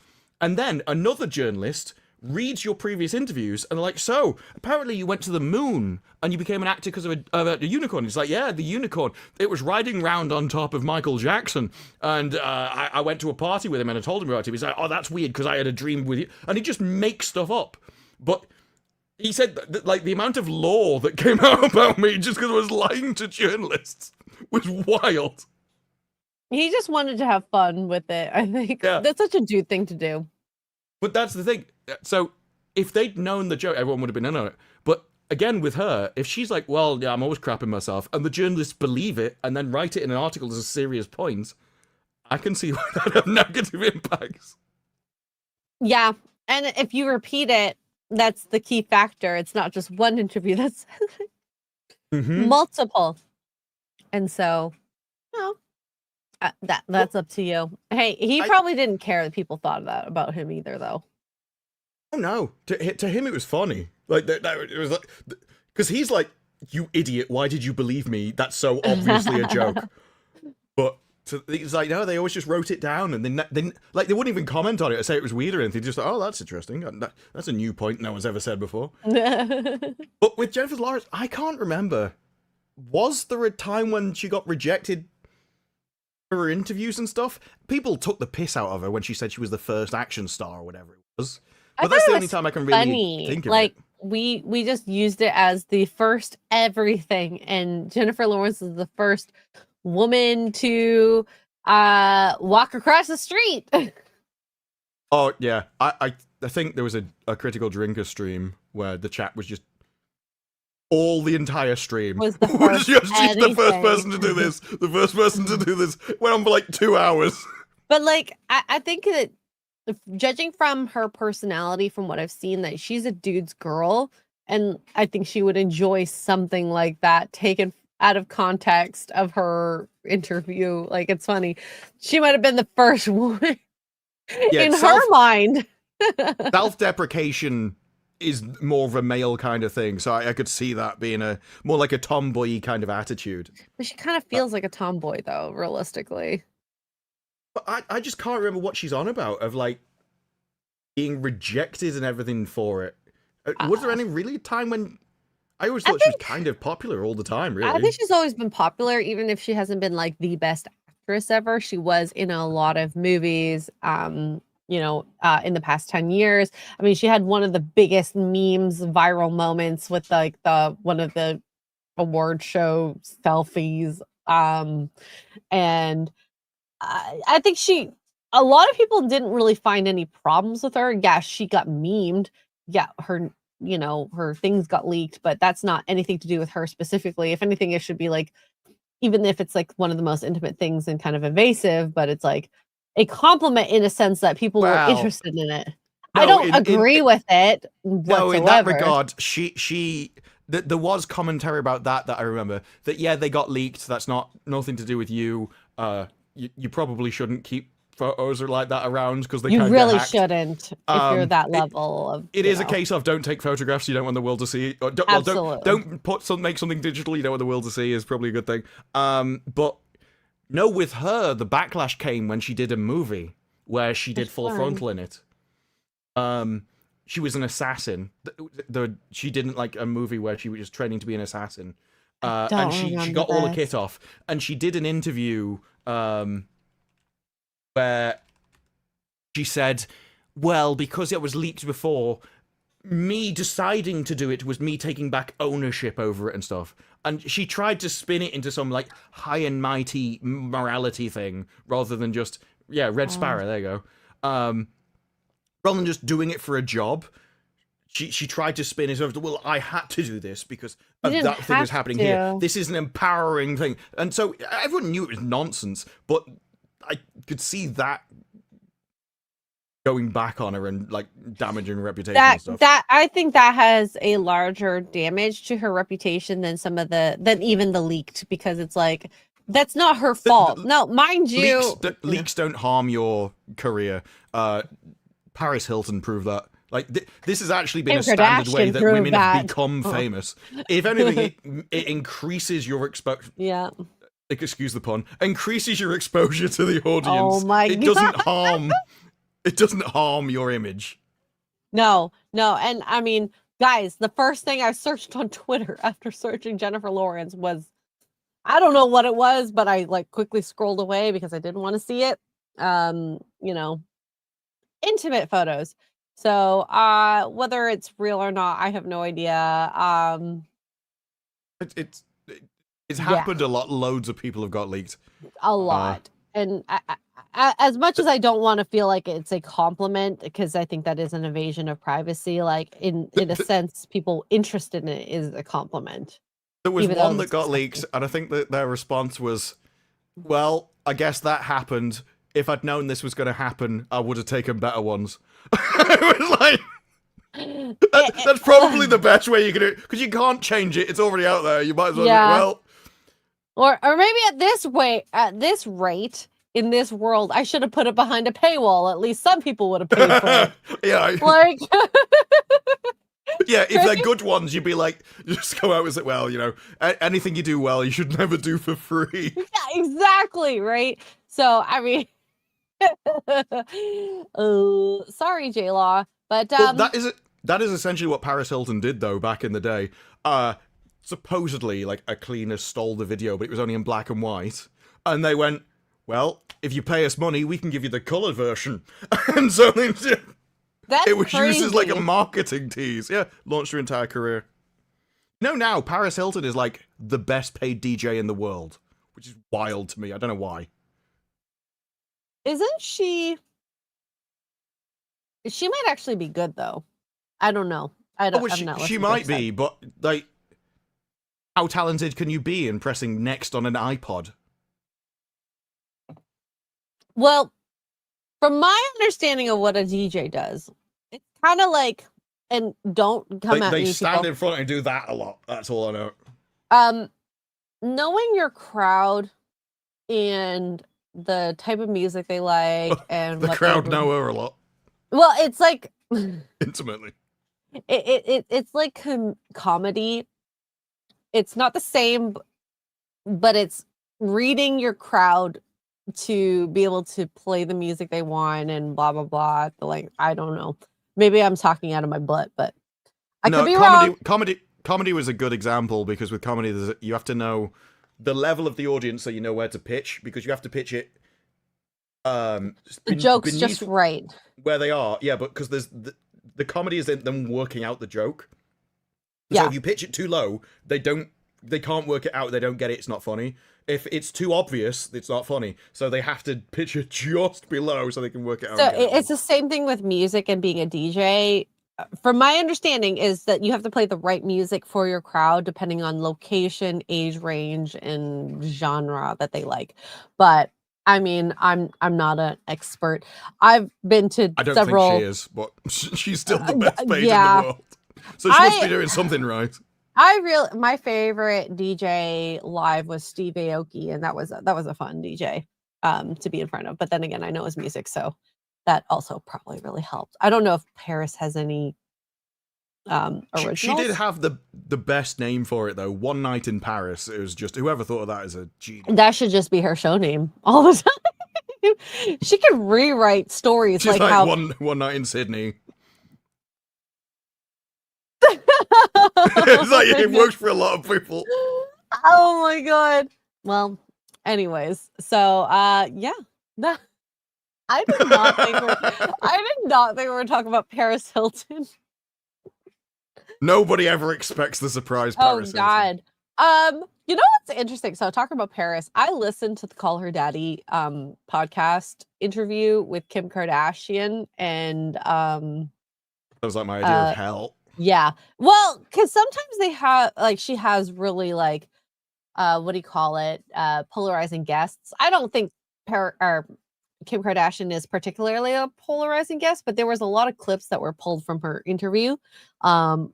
So I listened to it, and it's kind of interesting because although she might be a industry shark with her what do you call it? Her businesses, but is that what they call it nowadays? Well, the Kardashians have literally built an empire trying to figure out what businesses work for their brands. And nobody knows why they're famous. I don't know where they came from. I don't know what they're famous for. They're just famous for being famous. They were literally just famous for being the Kardashians. That's the weirdest part. It literally is, because they literally had Kim had the sex tape, and then they had Keeping Up with the Kardashians, and then it just took off. And then they built businesses upon under them. There's the vitamins from Kendall. There's the makeup. There's the underwear, the clothes, and stuff like that. And they've literally tried so many different brands that have sucked and never made it. But then there's the ones that just have stuck. So. Oh yeah, but it's like I think the stats on how many businesses fail to succeed. Yeah, it's rare. It started with the OJ trial, but I think when Really? it comes to women, well, no, because the dad, right? But no the idea. Women, I don't know much about the OJ trial at all. yeah, the women have really I think it was because of Kris Jenner and the marketing strategy and pushing it with the emergence of social media and the viralness of a lot of their posts and things that have happened in their lives, who they've dated and whatnot. It brought them to where they are today. Well, no you can other also family can. You can brute force fame. We saw that with Ariana Grande. That's not who I was thinking of. I was thinking of the Hawk Tour girl. So she became famous for a meme, but then it was, I can't remember what it is. It was he was one of the Vine guys. His people represented her, and through doing the podcast, they just threw celebrities at her. And their fame was enough to rub off on her and make her famous, and people would watch her show for the other celebrities, but they're still watching her show. And you can do Twitch worked out that way for a while. You had they call him Hassan and his orbiters, and it's because all these people have a certain viewership, and they just go around and they essentially recirculate all the views when they're offline to the next person. But this was the Paul brothers. Interesting. With Ariana Grande, her album went #1 because apparently her father had purchased a lot of her singles and then shot it up to #1. And the lemmings humans are. Yeah, well, you only have to look at both games and movies do it. And you see it all the time now. This is the #1 movie in the world. Because it used to be that if something was a really popular movie, people would go and see it at the cinema. And they're still living in that bygone age that doesn't work anymore. No one cares if it's the #1. They're still not going to go and see it. But if something does feel like a cultural moment, I guarantee you a lot of people watch Squid Game just because it was everywhere and everyone was talking about it. And that's where we kind of go a little full circle about if this is the trend, there are a lot of people who are in the middle centrist people that follow these trends. And it's the sad part about it. Now, I'll at least give Ariana Grande, she's talented. Okay. She's got a great voice. Not everyone else who falls into that, like the Kardashians. They're not talented. It's just very they're weird. Great business people. If you go back through her history and look at photos of her, she's changed. She's a complete new human. Yeah, multiple times. It is wild. I've never seen anything like it. But she I think she is one of those people who follow the trend. Her talent should have actually stood up for herself, but it's not the way it is. So, we got. Go ahead. You never really know with Hollywood because it's a very weird place. And I can imagine that if you're just stuck in that bubble of people, so everyone's weird, and there's all the wild parties and everything else, I can understand why you may not come out the other side as a sane person. No. And the people who kind of keep an arm's length to that sort of stuff seem the most normal. Yeah, well, multiple celebrities now have come out and just said, no, I've just left. I don't want my kids in that. There was someone recently, they said they moved out into the countryside in France because they did not want their kids in the Hollywood environment. No, it's way better because also when kids grow up in that world, they get a complex and it's not healthy to feel like you're above people in certain ways, you know?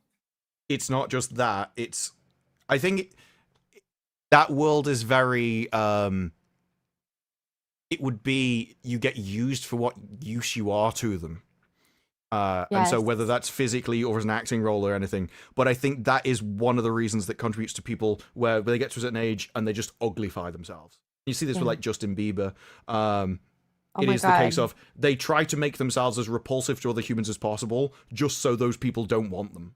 And it's like a self-defense mechanism. Yeah. So, And also, like, if we're even just looking at the money aspect, I think people who learn to respect it, to at least try to work, it will end up being more successful in life. And then when they actually understand what money stands for and whatnot, that they will,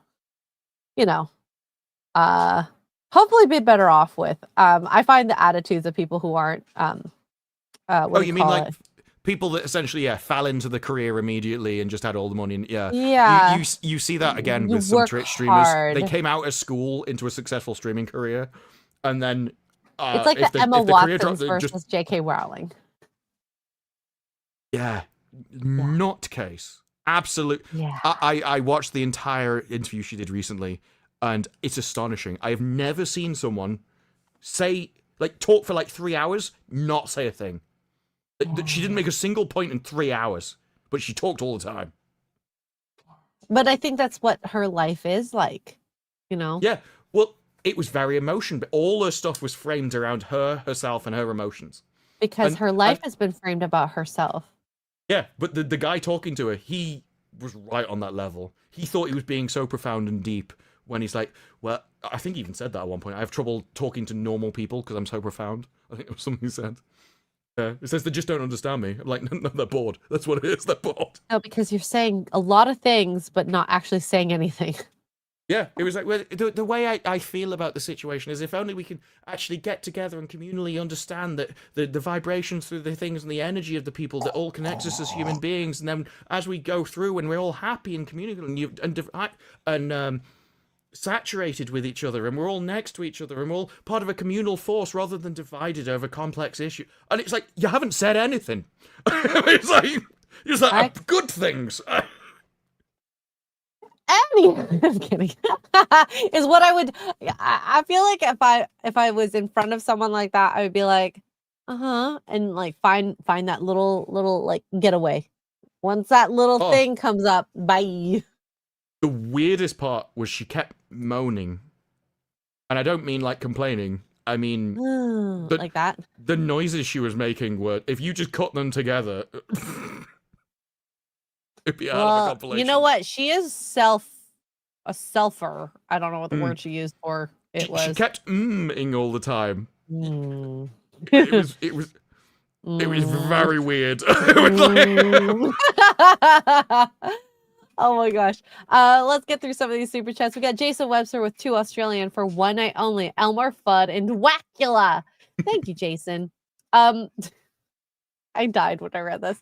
Ian So Forth with 50 British pounds. Title the stream Gay Choices. Poor choices, but more gay.